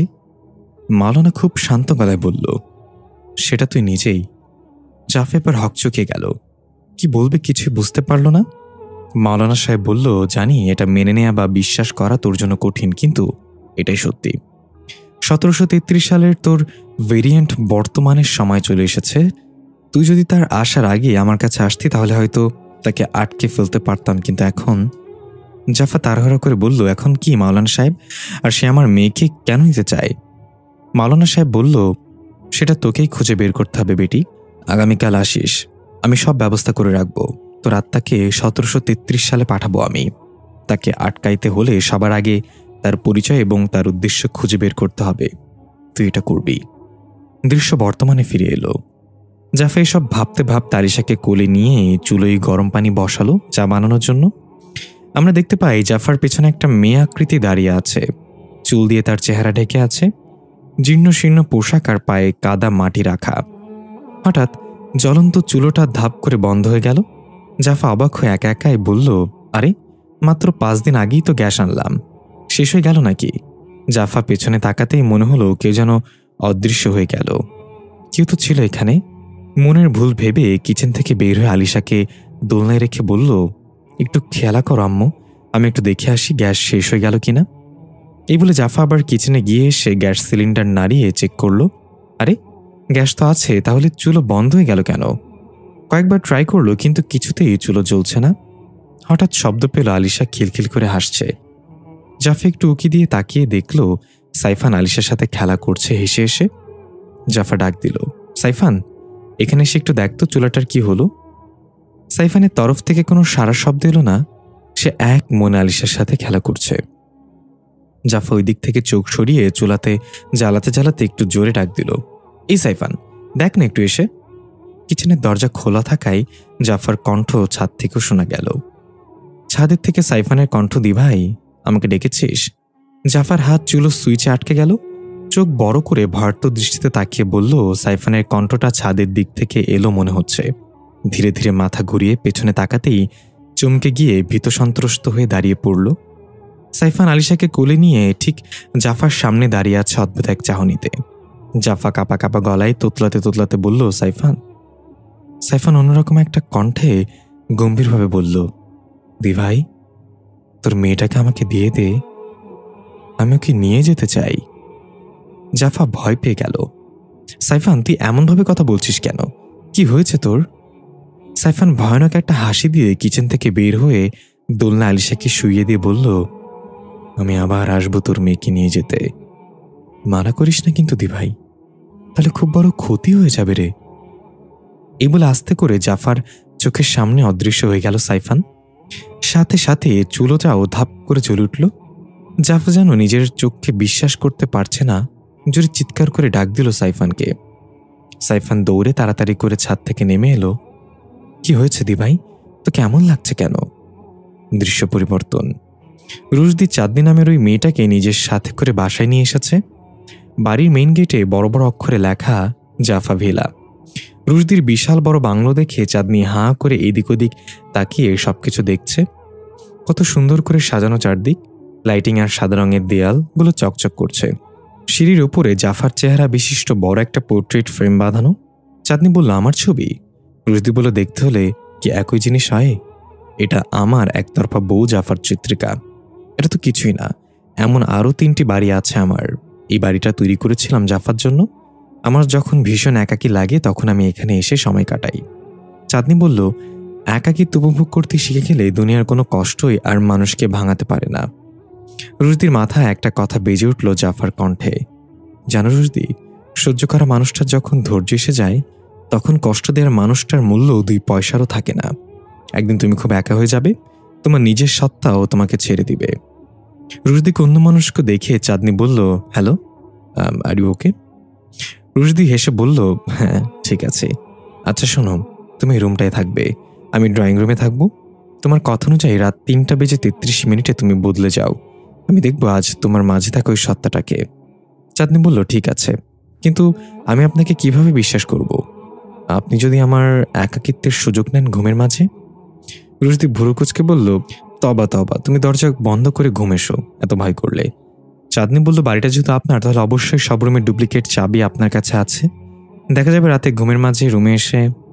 রুশদি তাড়াতাড়ি থামিয়ে দিয়ে বলল, থাম বোন থাম, তুই জেগে থাক সারা রাত, আমি ঘুমালাম। চাঁদনি একটু মুচকি এসে বলল, না না, আমি ঘুমোতে যাচ্ছি। খবরদার আমার রুমের দরজা এসে খুলে চুপি চুপি আমাকে জড়িয়ে ধরে শুয়ে পড়বেন না, কোলবালিশ ভেবে। এই বলে চাঁদনি চলে গেল।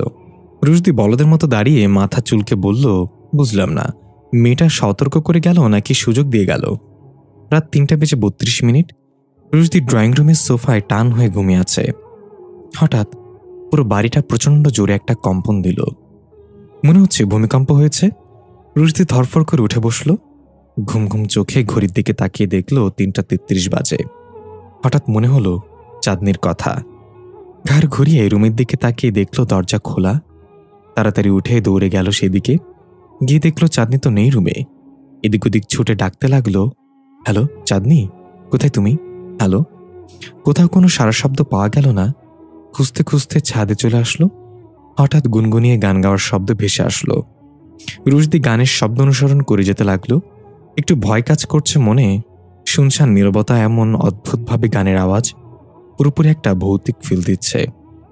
একটু এগিয়ে গিয়ে রুশদি দেখতে পেল বাড়ির পেছনের দিকে ছাদের কার্নিশে রেলিংয়ের ওপর পা ঝুলিয়ে বসে আছে চাঁদনি, আর অদ্ভুত একটা গানের কলি গুনগুন করছে।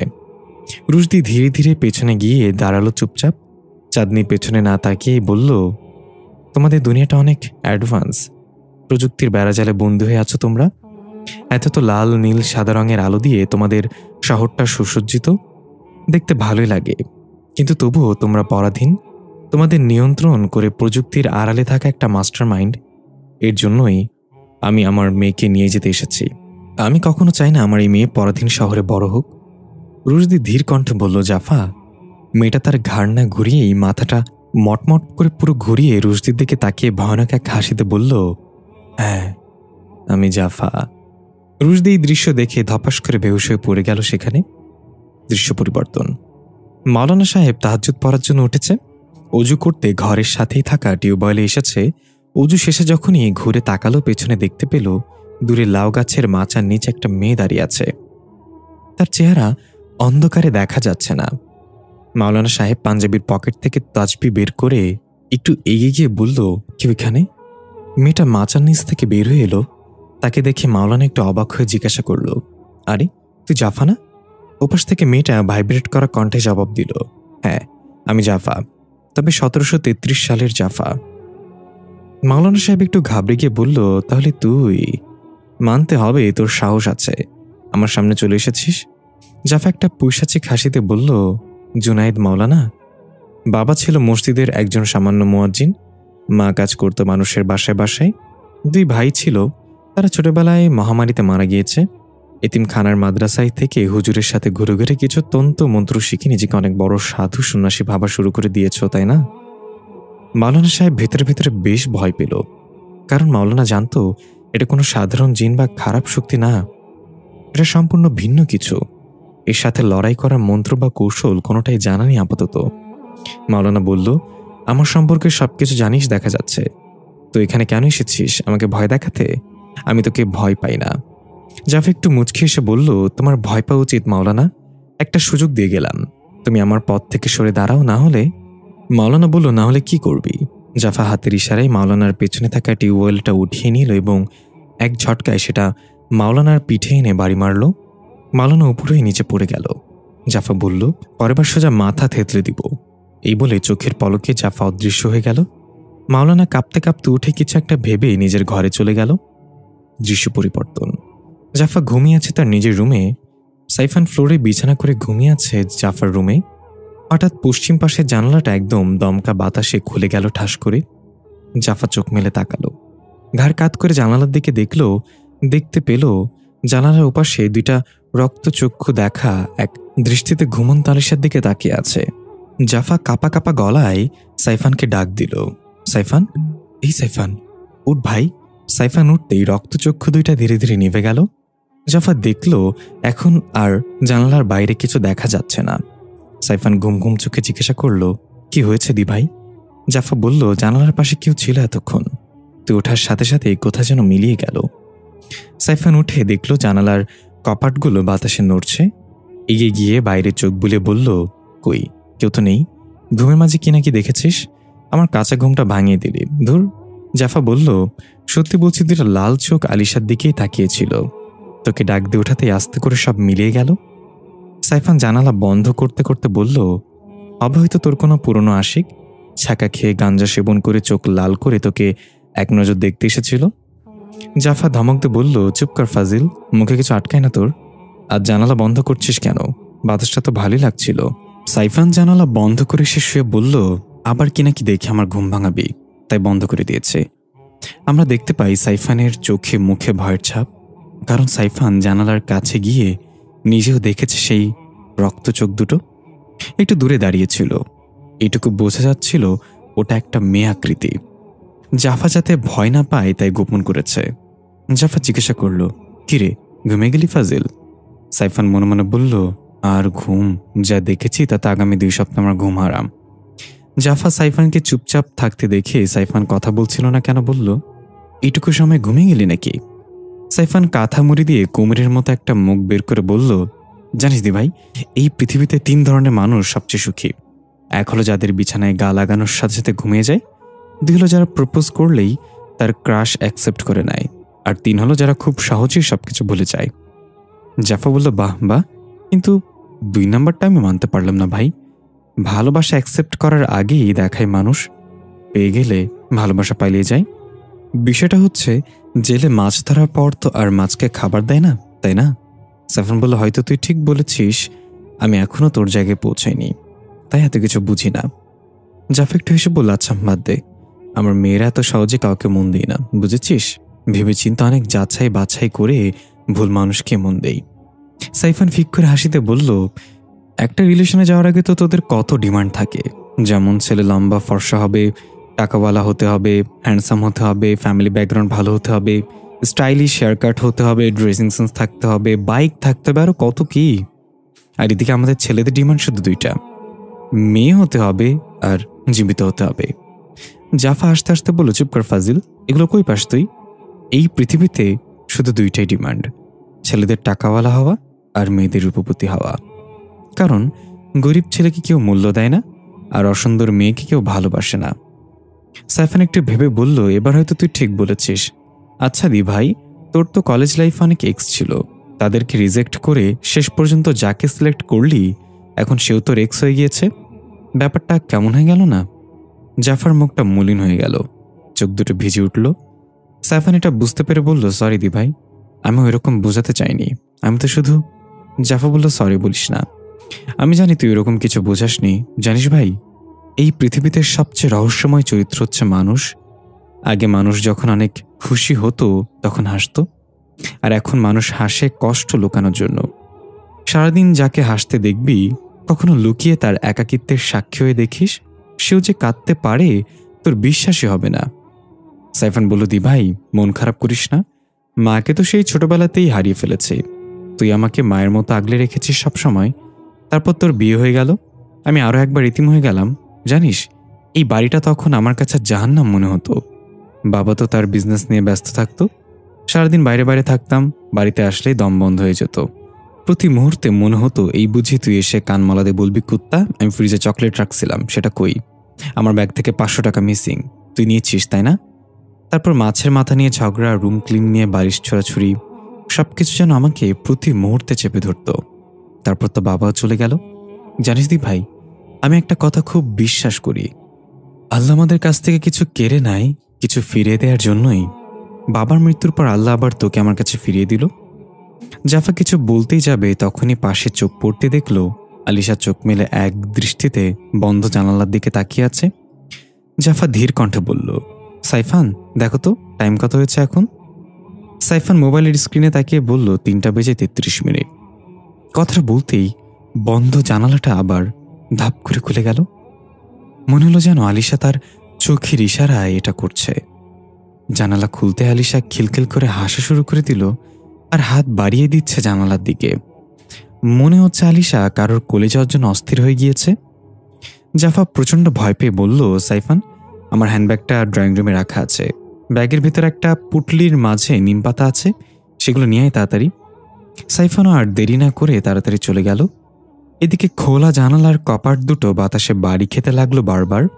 2 মাস বয়সে আলিশা গড়িয়ে গড়িয়ে বিছানা থেকে নেমে যেতে চাচ্ছে ওই জানালার দিকে যাওয়ার জন্য। জাফা আলিশাকে থাবা দিয়ে ধরে ফেলল। আলিশা চিৎকার করে কান্না করে উঠল আর হাত পা ছড়াছড়ি করতে লাগলো। কিছুতেই জাফার কোলে থাকবে না। জাফা চেষ্টা করতে লাগলো আলিশাকে শান্ত করার। হঠাৎ জানালার দিকে দৃষ্টি পড়তে আবার সেই রক্ত লাল চোখ জোড়া দেখতে পেল। জাফা চিৎকার করে বলল, কে তুমি? আর এমন করছো কেন আমাদের সাথে? ওপাশ থেকে ভারী কণ্ঠে আওয়াজ এলো, আমাকে চিনতে পারোনি? আমি তো তুমি আমি। জাফা এই বলে এক ভয়ঙ্কর হাসি দিয়ে দুটো কালো লোমশ হাত বাড়িয়ে দিল জানালা দিয়ে। জাফা চিৎকার করে সাইফানকে ডাকল। মুহূর্তেই সাইফান সেই পুতলিটা হাতে নিয়ে বলল, দি ভাই, কি করতে হবে এখন? জাফা বলল, সারা নিম পাতা ছড়িয়ে দিয়ে তাড়াতাড়ি। সাইফান পুটলিটা খুলে তার ভেতর থেকে নিম পাতা বের করে সারা ঘরে ছিটে দিতে লাগলো। সাথে সাথে অবয়বটা ভয়ঙ্কর চিৎকার করে অদৃশ্য হয়ে গেল। সাইফান কিছু পাতা ওই জানালা দিয়ে ছুঁড়ে ফেললে বলল, ভূতনিকে, তোর মায়েরে আমি। জাফা ধমকতে বলল, সাইফান। সাইফান বলল, চুল ধরে পিটাই। আলিশাও নীরব হয়ে গেল সবকিছুর সাথে। সাইফান গিয়ে ঘড়ির দিকে তাকিয়ে দেখল মাত্র 3:34 বাজে।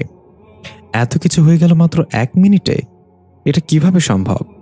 জাফা বলল, জানি না, প্রতি রাতে 3:33 বাজলেই কিছু না কিছু ঘটে আর সময়টা থেমে যায়। ভাগ্যিস জুনায়েদ মাওলানা আসার সময় নিম পাতাগুলো দিয়ে দিয়েছিল। বলেছিল খুব বিপদ হলে এগুলো ঘরে ছিটিয়ে দিতে। দৃশ্য পরিবর্তন। ফাল্গুনি, ওই কই যাস এত তাড়াহুড়া করে? দাঁড়া বলছি। ফাল্গুনি জাফার ডাক শুনে পেছনে তাকিয়ে বলল, দোস্ত, পরে কথা হবে, এক্স-রে করতে যাচ্ছি। জাফা মুখে হাত দিয়ে বলল, আস্তাগফিরুল্লাহ, তোর প্রেজেন্ট বিএফ থাকা সত্ত্বেও এক্স-রে কেন করতে যাচ্ছিস? আমি এখনই তোর বিএফকে বলে দিচ্ছি। ফাল্গুনি কপাল চাপড়াতে চাপড়াতে বলল, বাল, সবসময় উল্টো বুঝোস কেন? আমি হাতে ব্যথা পেয়েছি তাই এক্স-রে করতে যাচ্ছি। জাফা জিব্বায় কামড় দিয়ে বলল, বুঝিয়ে বলবি তো সেটা? হাতে পাইলি কিভাবে? ফাল্গুনি এগিয়ে এসে বলল, এ দেখ, আঙ্গুলগুলো কেমন লাল হয়ে গিয়েছে, মনে হচ্ছে ভেঙে গেছে, তাই এক্স-রে করিয়ে ওষুধ নিয়ে আসছি। জাফা ফাল্গুনির হাত ধরে বলল, সত্যি তো তোর হাতের অবস্থা খারাপ? কিভাবে হলো এটা? ফাল্গুনি আমতা আমতা করে বলল, আচ্ছা তোকে বলছি, কিন্তু তোকে বলিস না, এটা পরে আমাকে খ্যাপাবে সবাই। জাফা বলল, বোমা মেরেও তো আমার পেট থেকে কেউ কথা বের করতে পারবে না, তুই নিশ্চিন্ত বল, একদম তোর সিক্রেট মানে আমারও সিক্রেট। ফাল্গুনি বলল, বাবা গতকাল কাঁঠাল কিনে এনেছিল, আজকে কলেজে আসার সময় নিজ হাতে সেটা ভেঙে খেয়ে আসলাম, কিন্তু কলেজের গেটে আসার পর হাত মুষ্টিমেয় করতে বুঝতে পারলাম হাতে কাঁঠালের কষ লেগে আছে। এদিক ওদিক তাকিয়ে কলেজের গেটের চিপায় কষটা মুছতে লাগলাম, তখনই দারোয়ানের বাচ্চা গেটটা খুলে দিল, আমার হাতটা চিপায় পড়ে গেল। জাফা পুরোটা শুনে কোনো মতো হাসি চেপে রেখে বলল, ঠিক আছে, তাড়াতাড়ি ক্লিনিকে যা, আর আমি তোর সিক্রেটের কথা লুকিয়ে রাখতে পারি কিনা দেখি।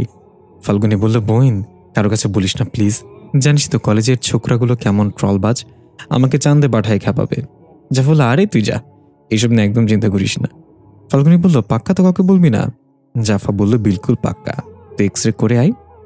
ফাল্গুনি চলে গেলে জাফা চারপাশে তাকে একটা শয়তানি হাসি দিয়ে বিড়বিড় করে বলল, কার কাছে আগে বলবো? কিছুক্ষণ পর ফাল্গুনি হাতে ব্যান্ডেজ নিয়ে কলেজে প্রবেশ করতে দারোয়ান ফোন কানে দিয়ে কাকে যেন বলছে, কাঁঠালের দাম কেমন এখন? আমার 2টা কষ ছাড়া কাঁঠাল লাগবে। ফাল্গুনি আর চোখে তাকিয়ে তেমন পাত্তা না দিয়ে চলে গেল। ভাবলে এমনি হয়তো বলেছে। এক এক করে কলেজের সবার মুখেই কাঁঠাল সম্পর্কে কিছু শোনা যাচ্ছে এবং সেটা ফাল্গুনিকে ইশারা করেই বলা হচ্ছে। ফাল্গুনি তখনও বিষয়টা বুঝতে পারল না। রুশদির বন্ধু রাজীব ফাল্গুনিকে দেখে এগিয়ে এসে বলল, আরে ফাল্গুনি, শুনলাম কাঁঠাল চুরি করতে নাকি গিয়ে হাত ভেঙে গেছে তোমার, আমাকে তো নিয়েও গেলেও না কোথাও পারতে। ফাল্গুনি এবার বুঝতে পারল এটা জাফার কাজ, পুরো কলেজে ছড়িয়ে দিয়েছে এটা। ফাল্গুনি তেলে বেগুনে জ্বলে উঠে চিৎকার করে বলল, জাফা! পরবর্তী দৃশ্যে দেখা গেল ফাল্গুনী ঝাড়ু নিয়ে জাফাকে তাড়া করছে। জাফা হাসতে হাসতে দৌড়াচ্ছে আর বলছে, আমি তো শুধু একজনের কাছে বলেছি, সে আবার একজনের কাছে বলেছে, সে আবার একজনের কাছে। ফাল্গুনী বলতে লাগলো, শালা, বলেছি সেটা বড় কথা না, তোকে কি আমি কাঁঠাল চুরির কথা বলেছিলাম? মিথ্যে কেন ছড়িয়েছিস? আজকে তোর একদিন তো আমার যে কয়দিন লাগে। জাফা বলল, তোর কাহিনীতে থ্রিল ছিল না, ভালো একটু সাজিয়ে থ্রিল বানিয়ে প্রচার করি। এটা বলতেই দৌড়ের গতিতে সোজা গিয়ে জাফা রুশদির সাথে ধাক্কা লেগে একদম দুজনে একসাথে নিচে পড়ে গেল। রুশদি নিচে পড়েছে, জাফা তার বুকের উপরে। এক মুহূর্তের জন্য সবকিছু যেন থমকে গেল। ব্যাকগ্রাউন্ডে বেজে উঠল কুছ কুছ হোতা হে গান। রুশদি এক পলকে জাফার টানা টানা চোখের দিকে হা করে তাকিয়ে আছে। জাফাই আচমকা হয়ে যাওয়া ঘটনা কিছুই বুঝতে পারল না। সবকিছু স্বাভাবিক হয়ে গেলে জাফা তাড়াতাড়ি করে উঠে নিজেকে সামলে নিয়ে সরি বলে তাড়াতাড়ি স্থান ত্যাগ করল। রুশদি উঠে একটু হেসে ফাল্গুনের কাঁধে ভর দিয়ে বলল, আচ্ছা কাঁঠাল, তোরই বান্ধবীর দুর্বলতা কি বলতো? এত অ্যাটিটিউডে থাকে কেন সবসময়? ফাল্গুনি ছিটকা মেরে রুশদির হাত ফেলে দিয়ে বলল, আমি কি জানি, আর আমাকে কাঁঠাল বলবে না কিন্তু, আমার নাম ফাল্গুনি। রুশদি হাসতে হাসতে বলল, ওটা তো গতকাল অবধি ছিল, এখন থেকে তোর নাম কাঁঠাল। ফাল্গুনি হনহন করে চলে গেল। হঠাৎ রুশদির বন্ধু রাজীব দৌড়ে এসে হাঁপাতে হাঁপাতে বলল, বন্ধু, জাফা। রুশদির চোখগুলো ক্রোধে লাল হয়ে গেল। আমরা দেখতে পাই কলেজের কিছু বখাটে জাফাকে ঘিরে রেখেছে। জাফা ভয় না পেয়ে বলল, ভাইয়া, আপনারা কি আমাকে জেনে বুঝে টিচ করছেন? একটা ছেলে সিগারেট টান দিয়ে তার ছেলের হাসিতে বলল, কেন রে, তোকে বাঁচতে কি প্রধানমন্ত্রী চলে আসবে নাকি? জাফা একটু মুচকে হাসিতে বলল, সে আসলেও তো আপনাদের ভাগ্য ভালো হতো, অন্তত বিনা ক্যালানিতে জেলে নিয়ে যেত। কিন্তু এখন যে আসবে সে আপনাদের হাড্ডি পাউডার বানিয়ে ফেলবে। ছেলেটা রেগে গিয়ে সিগারেটটা ছুঁড়ে ফেলেতে বলল, তাহলে কোথায় সে? আসতে বল তাকে। জাফা বলল, এটাই তো সমস্যা ভাইয়া, সে কারোর ডাকে আসে না, সে তখনই আসে যখন তার ইচ্ছে হয়। তোমরা কি আমাকে টাচ করতে পারবে না? অন্য একটা ছেলে কটমট করে বলল, শালার ঢপ মারছে, কেউ আসবে না, এই চল ওকে ধর আর পুরোনো লাইব্রেরিতে নিয়ে যাই। এই বলে যখন একজন এগিয়ে এসে জাফাকে টাচ করতে যাবে তখনই স্লো মোশনে উড়তে উড়তে একটা ইট এসে ছেলেটার মাথা ফাটিয়ে দিল। ছেলেটা মাথা ধরে আর্তনাদ করতে করতে নিচে পড়ে গেল। জাফা মুচকে এসে বলল, I told you bro, you can't touch me. ছেলেগুলো পেছনে তাকিয়ে দেখল রুশদি একটি হকস্টিক হাতে এগিয়ে আসছে। শার্টের বোতামগুলো খোলা, নিচে কালো টি শার্ট, চোখে সানগ্লাস আর চেহারায় আগুনের মতো ক্রোধ। ছেলেগুলো রুশদিকে আগে থেকেই চিনত এবং রুশদির পাওয়ার সম্পর্কে জানত, কারণ রুশদির বাবা পুলিশ কমিশনার। ছেলেগুলো ভয় পেয়ে দৌড়ে গিয়ে রুশদির পায়ে পড়ে বলল, ভাই, আমরা জানতাম না এটা আপনার আইটেম, প্লিজ আমাদের ক্ষমা করুন, ভুল হয়ে গেছে। রুশদি হকি স্টিকটা ঘোরাতে ঘোরাতে জাফার দিকে তাকিয়ে দেখল জাফা মিষ্টি মিষ্টি হাসছে। রুশদির মনে লাড্ডু ফুটল, কারণ এতক্ষণে বোঝা হয়ে গেছে জাফা রুশদির উপর ভরসা করতে শুরু করেছে। রুশদি বলল, প্রথম কথা হলো আমার আইটেম না, আমার জান। আর দ্বিতীয় কথা হলো, ওর জায়গায় অন্য কোনো মেয়ে থাকলেও আমি সেম কাজটা করতাম, এখন তোদের সাথে যা করব। একজন ভয় ভয় গলে বলল, কি করবেন ভাই? রুশদি হকি স্টিক দিয়ে এক একটাকে পিটিয়ে হাড় গোড় ভেঙে দিতে লাগলো। তারা চিৎকার করে বলতে লাগলো, ভাই মাফ করে দেন, আর কোনোদিন কোনো মেয়ের দিকে বাজে নজরে তাকাবো না ভাই। রুশদি তবুও মায়ের থামালো না, বরং বলল, জাফা যতক্ষণ আমাকে আই লাভ ইউ না বলবে ততক্ষণ তোদের উপর এই তাণ্ডব চলতে থাকবে। জাফা এখনও দাঁড়িয়ে মুচকি মুচকি হাসছে। কলেজের অন্যান্য স্টুডেন্টরা দাঁড়িয়ে থেকে মজা নিচ্ছে। রুশদি এলোপাতাড়ি পেটাতে লাগলো ছেলেগুলোকে। জাফা তাকিয়ে তাকিয়ে দেখছে একজন মায়ের খেয়ে পিঠ ডলতে ডলতে দৌড়ে গিয়ে জাফার পায়ের কাছে পড়ে কাকুতি মিনতি করে বলল, সিস্টার, সিস্টার প্লিজ তাকে একবার আই লাভ ইউ বলে দাও, না হলে আমাদের মেরে ফেলো প্লিজ সিস্টার। রুশদি একটা ছেলেকে নিচে ফেলে তার বুকের ওপর পা রেখে মাথা বরাবর জোরে বাড়ি দিতে নিলে পেছন থেকে জাফার কণ্ঠ ভেসে আসলো, আই লাভ ইউ রুশদি। রুশদির হকি স্টিক ছেলেটার মাথার ঠিক কাছে গিয়ে থেমে গেল। চোখ থেকে চশমাটা খুলে স্লো মোশনে জাফার দিকে তাকিয়ে বলল, শুনতে পাইনি। জাফা বলল, I love you Rushdi. Rushdi ছেলেটার বুক থেকে পা সরিয়ে জাফার দিকে একটু এগিয়ে গিয়ে হাসি মাখা চেহারায় বলল, এখনো শুনতে পাইনি। জাফা এক দৌড়ে এসে রুশদিকে জড়িয়ে ধরে কানে কানে ফিসফিস করে বলল, I love you Rushdi. Rushdi খুশিতে ইয়াহু বলে চিৎকার করে জাফাকে উঁচু করে ঘোরাতে লাগলো। দৃশ্য বর্তমানে ফিরে এলো। রুশদি ধরফর করে ঘুম থেকে উঠে বসল। দেখা গেল এখনো সে ছাদেই পড়ে আছে। কাল রাতের ঘটনা এক এক করে মনে পড়তে লাগলো। চাঁদনি তাহলে আবার হারিয়ে গেল, কিন্তু হারাতে তো দেয়া যাবে না। এই বলে দৌড়ে রুমে চলে গেল। মোবাইলটা টেবিলের উপর থেকে নিয়ে চেয়ারে বসে ডিরেক্ট অন করে কিছুক্ষণের মাঝে চাঁদনির লোকেশন পেয়ে গেল। কাল রাতে রুশদির সুযোগ বুঝে চাঁদনির অজান্তেই তার ঘাড়ে একটা ডিটেক্টর বসিয়ে দিয়েছে, যাতে চাঁদনির মাঝে জাফা প্রবেশ করলে সে কোথায় যায় সেটা যেন ট্রেস করতে পারে। রুশদি 1 সেকেন্ড দেরি না করে গাড়ি নিয়ে বের হয়ে পড়ল চাঁদনির লোকেশন অনুযায়ী। দেখা যাচ্ছে সে এখন একটা পুরনো কবরস্থানে প্রবেশ করেছে। জাফা সাইফানের বাইকে করে জুনায়েদ মাওলানার বাসার সামনে এসে নামল। জাফা তার পার্স থেকে কিছু টাকা বের করে দিয়ে বলল, যাওয়ার সময় আলিশার জন্য দুধের প্যাকেট কিনে নিয়ে যাইস, আর কাজের খালার এই মাসের টাকাটা দিয়ে দিস আজকে। আমার যদি ফিরতে দেরি হয় তাহলে এখানে এসে আমার খোঁজ করিস। সাইফান একটু অবাক হয়ে জিজ্ঞাসা করল, দি ভাই সত্য করে বলতো তুই কি করতে যাচ্ছিস?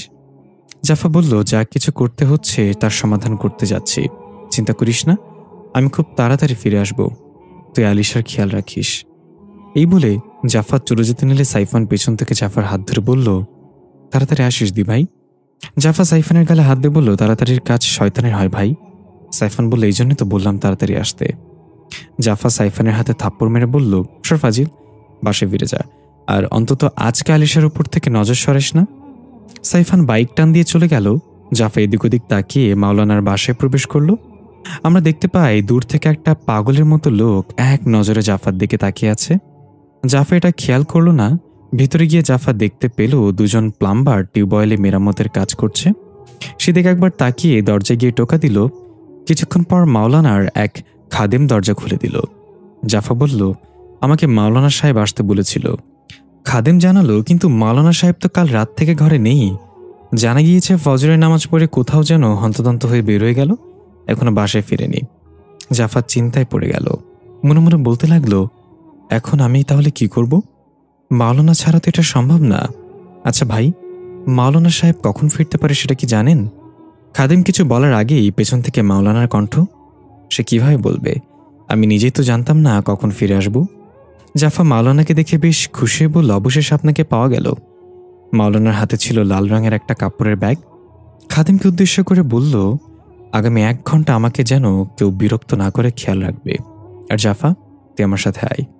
জাফা মাওলানাকে অনুসরণ করে একটা ছোট্ট কক্ষে গিয়ে থামল। দেখা গেল কক্ষের দরজাটা আপনা আপনি বন্ধ হয়ে গেল। জাফা অনুভব করলো আশেপাশে আরও কয়েকজন আছে, কিন্তু তাদের দেখা যাচ্ছে না। জাফা ভয় ভয় চোখে চারপাশে তাকাতে লাগলো। কক্ষটা সম্পূর্ণ ফাঁকা, কিছুই নেই এখানে, শুধু ফ্লোরে চক মাটি দিয়ে একটা মানুষ আকৃতির চিত্র আঁকা। মাওলানা তার হাতে থাকা কাপড়ের ব্যাগ থেকে কালো রঙের একটা সেলাই ছাড়া কাপড় বের করে বলল, ভয় পাইস না, এখানে আমার দুজন অদৃশ্য মেহমান আছে, তারা আমাকে সাহায্য করবে এই কাজে। নে, এবার এই মানুষ আকৃতির চিত্রের ওপর টান হয়ে শুয়ে পড়। জাফা বলল, সত্যি কি আমাকে অতীতে পাঠাবেন, মানে সেই 1733 সালে? এটা কি আদৌ সম্ভব? মাওলানা বলল, শোন বেটি, তাহলে তোকে বলি। গত রাতের আগ পর্যন্ত আমিও কনফিউজড ছিলাম এটা নিয়ে, কিন্তু রাতে আমার কাছে সে এসেছিল। জাফা বুরুকুচকে বলল, সে মানে? মাওলানা বলল, তোর 1733 সালের ভেরিয়েন্ট। সে এখন বর্তমান সময়ে অবস্থান করছে, সঠিক সময়ের অপেক্ষা করছে তোর মেয়েকে নিয়ে যাওয়ার জন্য। আমাকে রাতে হুমকি দিয়ে গেছে যাতে তোকে কোনো সাহায্য না করি। জাফা অবাক হয়ে বলল, তবু আপনি আমাকে সাহায্য করেছেন, এতে তো আপনার জীবনের ঝুঁকি থাকতে পারে। মাওলানা একটু মুচকি এসে বলল, হ্যাঁ, আমি এতে মারাও যেতে পারি, কিন্তু তোকে সাহায্য না করলেও তো আমি মারা যাব কোন এক সময়, হয়তো 2 দিন আগে আর পরে। চিরদিন কেউ বেঁচে থাকে না, তাই তোর উপকারটা করেই মরে যাই। জাফাও সন্তুষ্ট হয়ে আর কিছু না বলে মাওলানার কথা মতো মানুষ আকৃতির ওই চিত্রের ওপর শুয়ে পড়ল টান হয়ে। মাওলানা কালো কাপড়টা দিয়ে জাফাকে সম্পূর্ণ ঢেকে দিল, শুধু চোখ দুটো খোলা রাখলো। তারপর ব্যাগ থেকে একটা মাথার খুলি বের করে জাফার মাথার কাছে রাখলো। একইভাবে 2টা হাতের কঙ্কাল এবং পায়ের কঙ্কাল জাফার হাতে পায়ের কাছাকাছি রাখা হলো। 2টা হাতের কঙ্কাল এবং পায়ের কঙ্কাল জাফার হাতের কাছাকাছি আবারও রাখলো। মাওলানা বলল, জাফা, তোকে অতীতে 1 দিনের জন্য পাঠাচ্ছি, যা বর্তমান সময়ের মাত্র 1 ঘন্টা হবে। তাই এই 1 ঘন্টা তোর মাঝে তোর রুহ থাকবে না। অতীতে গিয়ে 1 দিনের মাঝেই তোকে তোর পরিচয় খুঁজে বের করতে হবে এবং তার ব্যবহৃত যে কোনো একটা জিনিস তোকে নিয়ে আসতে হবে সাথে করে। জাফর জিজ্ঞাসা করল, আমি তাকে কিভাবে খুঁজে বের করব? যদি তাকে না পাই তাহলে কি আমিও আটকে যাব অতীতের সময় রেখায়? মাওলানা বলল, হ্যাঁ, এমনটাই হবে, আর তাই আমি তোকে ঠিক সেখানেই পাঠাচ্ছি। যেখানে গেলে তাকে খুঁজে পাওয়ার বেশি সময় অপেক্ষা করতে হবে না। তাহলে তুই কি প্রস্তুত? জাফা বলল, হ্যাঁ আমি প্রস্তুত, কিন্তু এই কঙ্কালের অংশগুলো কার? মাওলানা নিজের মুখে আঙ্গুল চেপে ধরে বলল, চুপ, আর কোনো প্রশ্ন নাই, এবার চোখ বন্ধ করে ফেল। জাফা আর কিছু না বলে চোখ বন্ধ করে নিল। তবুও নিভু নিভু চোখে দেখার চেষ্টা করলো মাওলানা কি করে। দেখতে পেল মাওলানা 2 হাত ওপরে তুলে দিয়ে কিছু একটা ইশারা করল। অদ্ভুত অঙ্গভঙ্গি করে কি যেন পড়তে লাগলো। জাফা অবাক হয়ে হালকা ঝাপসাভাবে তাকিয়ে দেখছে আর ভাবছে, সত্যি অতীতে চলে যাই? আর যদি কখনো ফিরে আসতে না পারি তাহলে কি হবে আমার? আমি নিজের প্রতি কনফিডেন্স জোগাড় করতে পারছি না কেন? মাওলানা নিজের চোখ বন্ধ করে জিকির করার ভঙ্গিতে কিছু একটা পড়তে লাগলো। জাফা লক্ষ্য করল মাওলানার সাথে তাল মিলিয়ে আরও কেউ জিকির করছে। জাফা কৌতূহল বশত নিভু নিভু চোখগুলো একটু খুলে তাকাতেই দেখতে পেল মাথার কাছে একজন আর পায়ের কাছে একজন সাদা জুব্বা পরা লম্বা দানবের মতো দুজন দাঁড়িয়ে চোখ বন্ধ করে জিকির করছে তাল মিলিয়ে। জাফার কলিজায় চিপ মেরে উঠল এমন দৃশ্য দেখে। ভয়ের সাথে সাথে সম্পূর্ণ চোখ বন্ধ করে নিল। এবার আর নিভু নিভু চোখেও তাকানোর সাহস হলো না। হঠাৎ জাফার মনে হলো ফ্লোরটা নড়ছে, ভূমিকম্প হলে যেমনটা হয়। জাফা ভাবল চোখ খুলে দেখব নাকি একবার, কিন্তু সাহস হলো না। এর মাঝেই জাফার কাছে মনে হতে লাগলো হাওয়ায় ভেসে যাচ্ছে কোথাও। মাওলানা জিকিরের আওয়াজ আস্তে আস্তে দূরে চলে যাচ্ছে। মনে হচ্ছে অনেক দূর থেকে জিকিরের শব্দ আসছে। এক পর্যায়ে সম্পূর্ণ বিলীন হয়ে গেল মাওলানার কণ্ঠ। জাফা ভয়ে ভয়ে এবার চোখ খুলল আস্তে আস্তে। যা দেখল তাতে জাফার হুঁশ উড়ে গেল। ভয়ে চিৎকার করে উঠল, কিন্তু গলা দিয়ে একটা শব্দ বের হলো না। দেখতে পেল আশেপাশে কিছুই দেখা যাচ্ছে না অন্ধকার ছাড়া। এটা নিশ্চিত যে জাফা হাওয়ায় ভেসে চলছে। প্রচণ্ড ঠান্ডায় জমে যাওয়ার অবস্থা। জাফা চোখ বন্ধ করে নিল। এভাবে কতক্ষণ কেটেছে জানা নেই। হঠাৎ ধপাস করে জাফা কোথাও গিয়ে আছড়ে পড়ল। কাঁপতে কাঁপতে চোখ খুলে দেখতে পেল সম্পূর্ণ শুনশান একটা পাথরের রাস্তার মাঝখানে পড়ে আছে। কোনো মতে উঠে চারপাশে তাকালো ভালো করে, কাউকেই দেখা যাচ্ছে না। হঠাৎ ঘোড়ার পায়ের শব্দ শোনা গেল। কেউ ঘোড়া দৌড়িয়ে এদিকে আসছে। জাফা তাড়াতাড়ি রাস্তার এক পাশে গিয়ে গাছের আড়ালে লুকিয়ে পড়ল। কিছুক্ষণ পর দেখা গেল রাজ সিপাহীদের মতো পোশাক পরা কিছু সৈন্য একটা মেয়েকে মুখে কালো কাপড় বেঁধে ঘোড়ার সাথে বেঁধে টেনে হিঁচড়ে নিয়ে যাচ্ছে। জাফা আর কিছু না ভেবে তাদেরকে অনুসরণ করে হাঁটা ধরল জোরে জোরে। হাঁটতে হাঁটতে একটা বিশাল জমিদার বাড়ির সামনে গিয়ে থামল। দেখা গেল সেখানে অনেক মানুষের ভিড়, সবাই স্লোগান দিচ্ছে, মেরে ফেলো তাকে, মেরে ফেলো তাকে। জাফা ভিড়ের মাঝে নিজেকে মিশিয়ে ফেলল আর দেখতে লাগলো কি হচ্ছে এখানে। কালো কাপড় দিয়ে মুখ ঢাকা মেয়েটাকে ফাঁসির মঞ্চে নিয়ে দাঁড় করানো হয়েছে। একটু পর একজন রাজকীয় পোশাক পরা জমিদারের আগমন ঘটল সেখানে।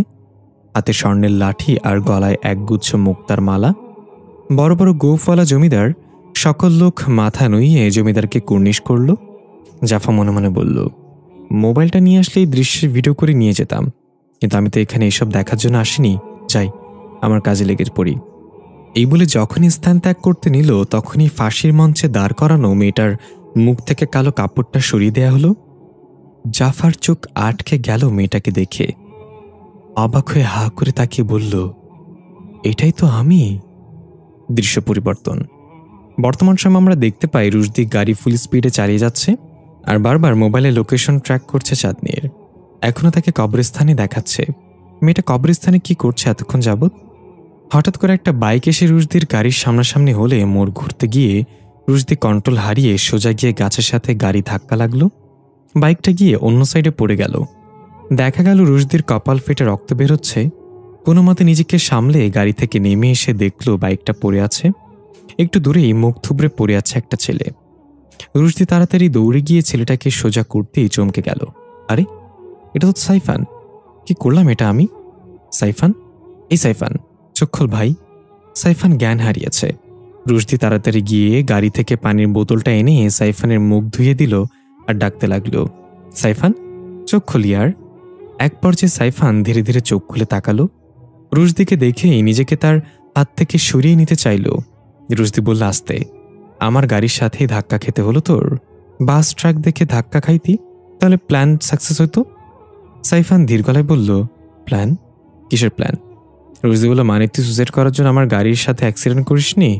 আমি আরো ভাবলাম গাপ্পেনের কাছ থেকে ধোক্কা খেয়ে সুসাইড করতে চাইছিলি। সাইফান ছিটকা মেরে উঠে দাঁড়িয়ে বলল, ধুর নাগরাজ, সবাইকে কি তোর মতো ভাবো নাকি? আর সুইসাইড গতকালকে একবার করেছিলাম, এখন করার মুড নেই। রুশদি মুখে হাত দিয়ে বলল, মানে সুইসাইড করে বেঁচে আছিস? How man? সাইফান বলল, সুইসাইড করলে মরতে হয় নাকি?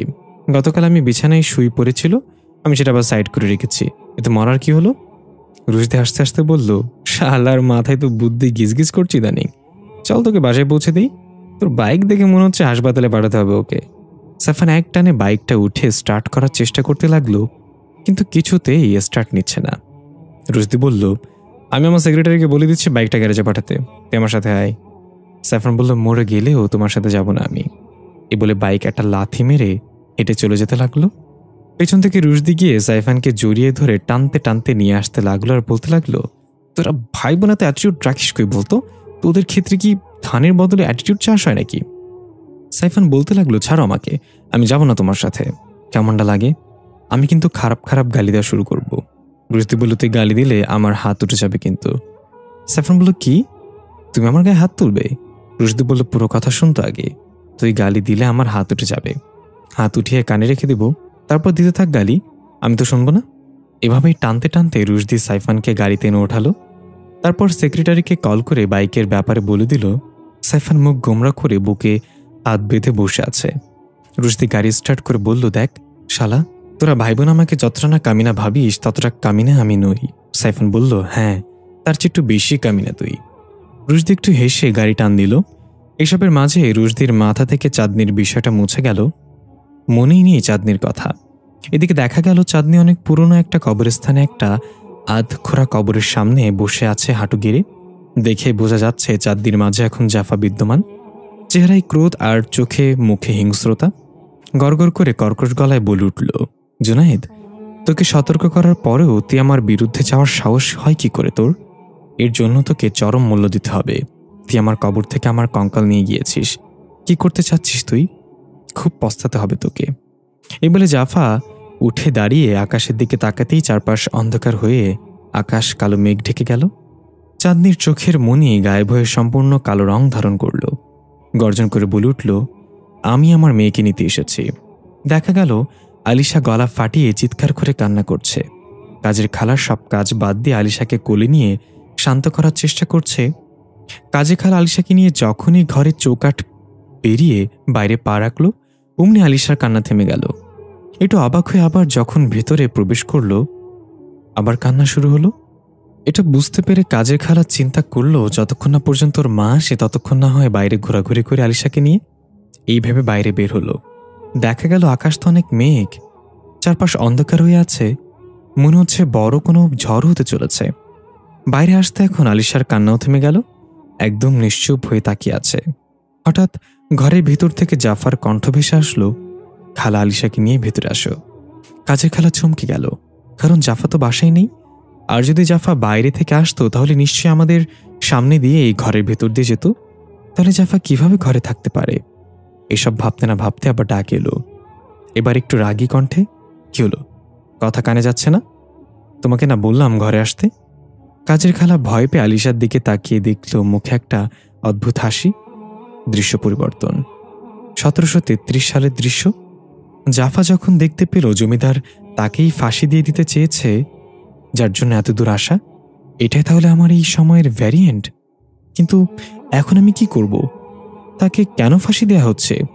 কি করেছে সে? না, এসব এখন ভাবলেও হবে। এখন ভাবতে হবে ফাঁসি কিভাবে রোখা যায়, না হলে আমার এখানে আসা ব্যর্থ হয়ে যাবে। দেখা গেল ইয়া মোটা দানবের মতো জল্লাদ দাঁড়িয়ে আছে জমিদারের হুকুমের অপেক্ষায়। ভেরিয়েন্ট খুব মায়া মায়া চোখে চারপাশে তাকাচ্ছে। হঠাৎ জমিদার হাত উঁচু করে আদেশ দিতেই যাবে, তখনই জাফা চিৎকার করে বলে উঠল, এটা অন্যায়। জমিদার বসা ক্রোধান্বিত হয়ে দাঁড়িয়ে গেল আর বলল, কার এত বড় সাহস, কি বলল এটা অন্যায়? দেখা গেল জাফা এবার ওড়না দিয়ে নিজের মুখ পেঁচিয়ে নিয়েছে। চেহারা আড়াল করে জাফা এক পা দুই পা করে এগিয়ে সে জমিদারের সামনে দাঁড়িয়ে বলল, এই মেয়েটাকে কেন ফাঁসি দেয়া হচ্ছে আমি কি জানতে পারি? জমিদারের সিপাহীরা বর্ষা হাতে তেড়ে এলো জাফাকে আটক করার জন্য। জাফার ভেরিয়েন্ট চিৎকার করে বলল, এই মেয়ে, কে তুমি? নিজের জীবন কেন ঝুঁকিতে ফেলেছ? জাফা বলল, খুব শীঘ্রই জানতে পারবে কে আমি। তার আগে আমি জানতে চাই কেন তোমাকে ফাঁসি দেয়া হচ্ছে। জমিদার বলল, খামোশ বেত্তমিজ মেয়ে, তুই ভুলে যাস না কার সামনে দাঁড়িয়ে কথা বলছিস। সিপাহী, বন্দি করো তাকে, নিক্ষেপ কর অন্ধকার কুয়োর মাঝে। সিপাহীরা এসে জাফাকে ধরে ফেলল। জাফা চিৎকার করে বলল, আমি প্রমাণ করে দিতে পারি ওই মেয়েটা নির্দোষ। আপনি আমাকে ভয় পাচ্ছেন মহামান্য জমিদার? যদি আমার কারণে আপনার রায় বদলাতে হয়, তাই না? সিপাহীরা জাফাকে টেনে নিয়ে যাচ্ছিল। জমিদার হাত উঁচু করে উচ্চস্বরে বলল, থামো, ছেড়ে দাও ওকে। সিপাহীরা জাফাকে ছেড়ে দিলে জাফা নিজের জামার হাতা টানতে টানতে জমিদারের সামনে এসে দাঁড়িয়ে বলল, তাহলে বলুন তার অপরাধ কি? জমিদার জাফার ভেরিয়েন্টের দিকে তাকিয়ে বলল, জীবন বাঁচানোর একটা সুযোগ পেয়েছ, তুমি কি করেছো সেটা সবাইকে বলো। সাথে এই মেয়েটাও যেন জানতে পারে জমিদারের রায় কখনো ভুল হয় না। জাফার ভেরিয়েন্ট মাথা নিচু করে বলা শুরু করল, আমি নিজ হাতে আমার স্বামীকে হত্যা করেছি। জাফা এটা শুনে চোখ বড় বড় করে মনে মনে বলল, হাই হাই, কি ডেঞ্জারাস উইম্যান! নিজের স্বামীকে মেরে ফেলেছে, সেটা আবার কি সুন্দর করে বলছে সবার সামনে। ভুল কেস নিয়ে নিলাম নাকি?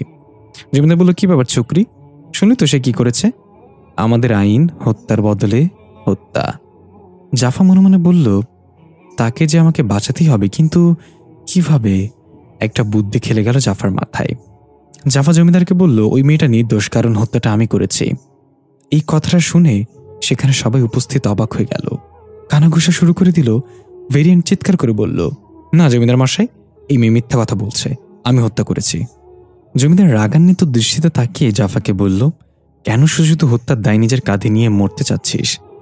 জাফা এবার চারপাশে তাকিয়ে নিজের মুখে ওড়না সরিয়ে ফেলে বলল। সবাই হা করে তাকিয়ে রইল। আরে, এটা তো ওই মেয়েটাই। দুই দুই জাফা, এটা কিভাবে সম্ভব? ভেরিয়েন্ট অবাক হয়ে বলল, আমার জানা মতো আমার কোনো যমজ বোন নেই, তাহলে তুমি কে? জমিদার বলল, এই মেয়ে। কে তুমি, সত্যি করে বলো। জাফা তার ভেরিয়েন্টকে চোখ টিপতে বলল, আমি জাফা, আসল হত্যাকারী। আপনার সিপাহীরা ভুল জাফাকে তুলে নিয়ে এসেছে, সে শুধু আমার মতো দেখতেই। ভেরিয়েন্ট বুঝতে পারলো জাফা কি করতে চাচ্ছে, তাই ভেরিয়েন্ট বলতে লাগলো, না, হত্যাটা আমি করেছি, সে মিথ্যে বলছে। জাফা বলল, না, সে মিথ্যে বলছে, আসল জাফা আমি। ভেরিয়েন্ট বলল, না, আসল জাফা আমি। এভাবে অনেকক্ষণ দুই জাফার মাঝে বাকবিতণ্ডা চলল। জমিদার নিজেও বেখুব হয়ে গেল এমন দৃশ্য দেখে। কি করবে না করবে ভাবতে ভাবতে চেয়ারে বসে সবাইকে চুপ করতে বলল। সবাই চুপ হয়ে গেলে জমিদার ঘোষণা দিল, এই বিচারের রায় আপাতত স্থগিত করা হলো। সন্ধ্যার পরে সভা পরিষদ বসিয়ে যে কোনো একটা সিদ্ধান্তে পৌঁছানো হবে। ততক্ষণ পর্যন্ত এই দুজনকে একই কারাগারে বন্দি করে রাখা হোক। উপস্থিত জনতা সবাই বলতে লাগলো, দুজনকে ফাঁসি দেওয়া হোক, তবুও বিচার যেন এখনই হয়। জমিদার হুঙ্কার দিয়ে বলল, আমার পূর্বপুরুষ কখনো কোনো অন্যায় মেনে নেয়নি। বিচারের ক্ষেত্রে তাদের মূলমন্ত্র ছিল 100 অপরাধী মুক্ত হয়ে যাক, তবুও যেন একজন নির্দোষ সাজা না পায়। বিচার সন্ধ্যার পরেই হবে এবং আসল অপরাধীকে চিহ্নিত করেই সাজা দেওয়া হবে। জাফা মনে মনে বেশ খুশি হলো। সন্ধ্যার আগেই তো চলে যেতে হবে আমার, সেই পর্যন্ত আমাকে পেলে তো বিচার করবি। এর মাঝে ওই জাফার সাথে খাতির করে সবকিছু বের করতে হবে।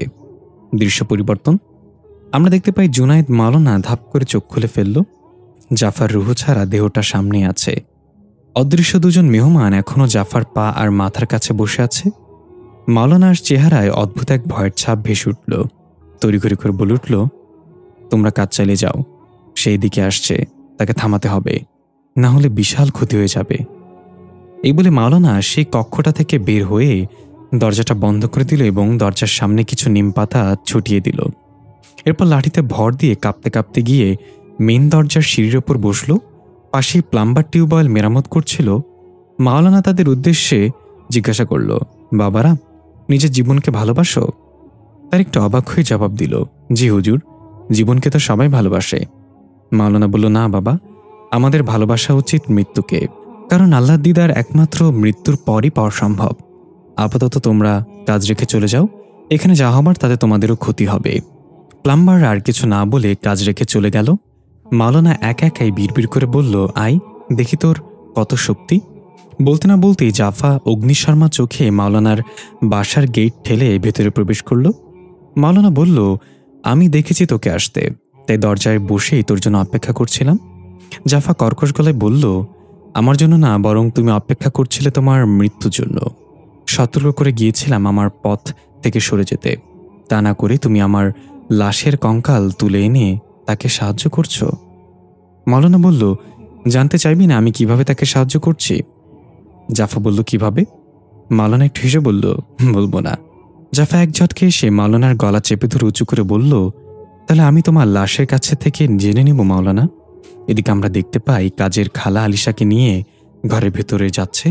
জাফার ডাক শুনে ঘরের ভেতরে পা রাখতে আলিশা আবার কান্না করে উঠল চিৎকার করে। কাজের খালা দেখতে পেল জাফা পায়ের উপর পা উঠিয়ে সোফায় বসে আছে অদ্ভুত এক চাহনিতে। কাজের খালা বলল, তুমি কখন আসলা বাসায়? আমি তো দরজার কাছে আসিলাম, দেখলাম না তো আসতে। জাফা সোফা থেকে উঠে এসে কাজের খালার কোল থেকে আলিশাকে টান দিয়ে নিয়ে বলল, তুমি বুড়ো হয়ে গেছো খালা, তাই চোখে দেখতে পাও না। অবাক করা বিষয়, আলিশা জাফার কোলে গিয়ে কান্না থামিয়ে দিয়েছে, এখন সম্পূর্ণ শান্ত। কাজে খালাটা দেখে খুশি হয়ে বলল, এতদিনে মা চিনছে পরিটা, অন্যদিন তো তোমার কোলে গিয়েও কান্দে। জাফা অদ্ভুতভাবে আলিশার চেহারায় হাত বুলাতে বুলাতে বলল, এই জন্যই তো ওকে আমার সাথে করে নিয়ে যেতে এসেছি। কাজে খালা একটু হকচকে গিয়ে বলল, সাথে করে নিয়ে যাবেন মানে? কই নিয়ে যাবেন? হঠাৎ দরজার থেকে আওয়াজ এলো, আমরা থাকতে আলিশাকে কোথাও নিয়ে যেতে পারবি না। দেখা গেল সাইফান আর রুশদি দাঁড়িয়ে আছে। জাফা তাদের দিকে তাকিয়ে এক অদ্ভুত হাসিতে বলল, তোরা আমাকে কি করে ঠেকাবি?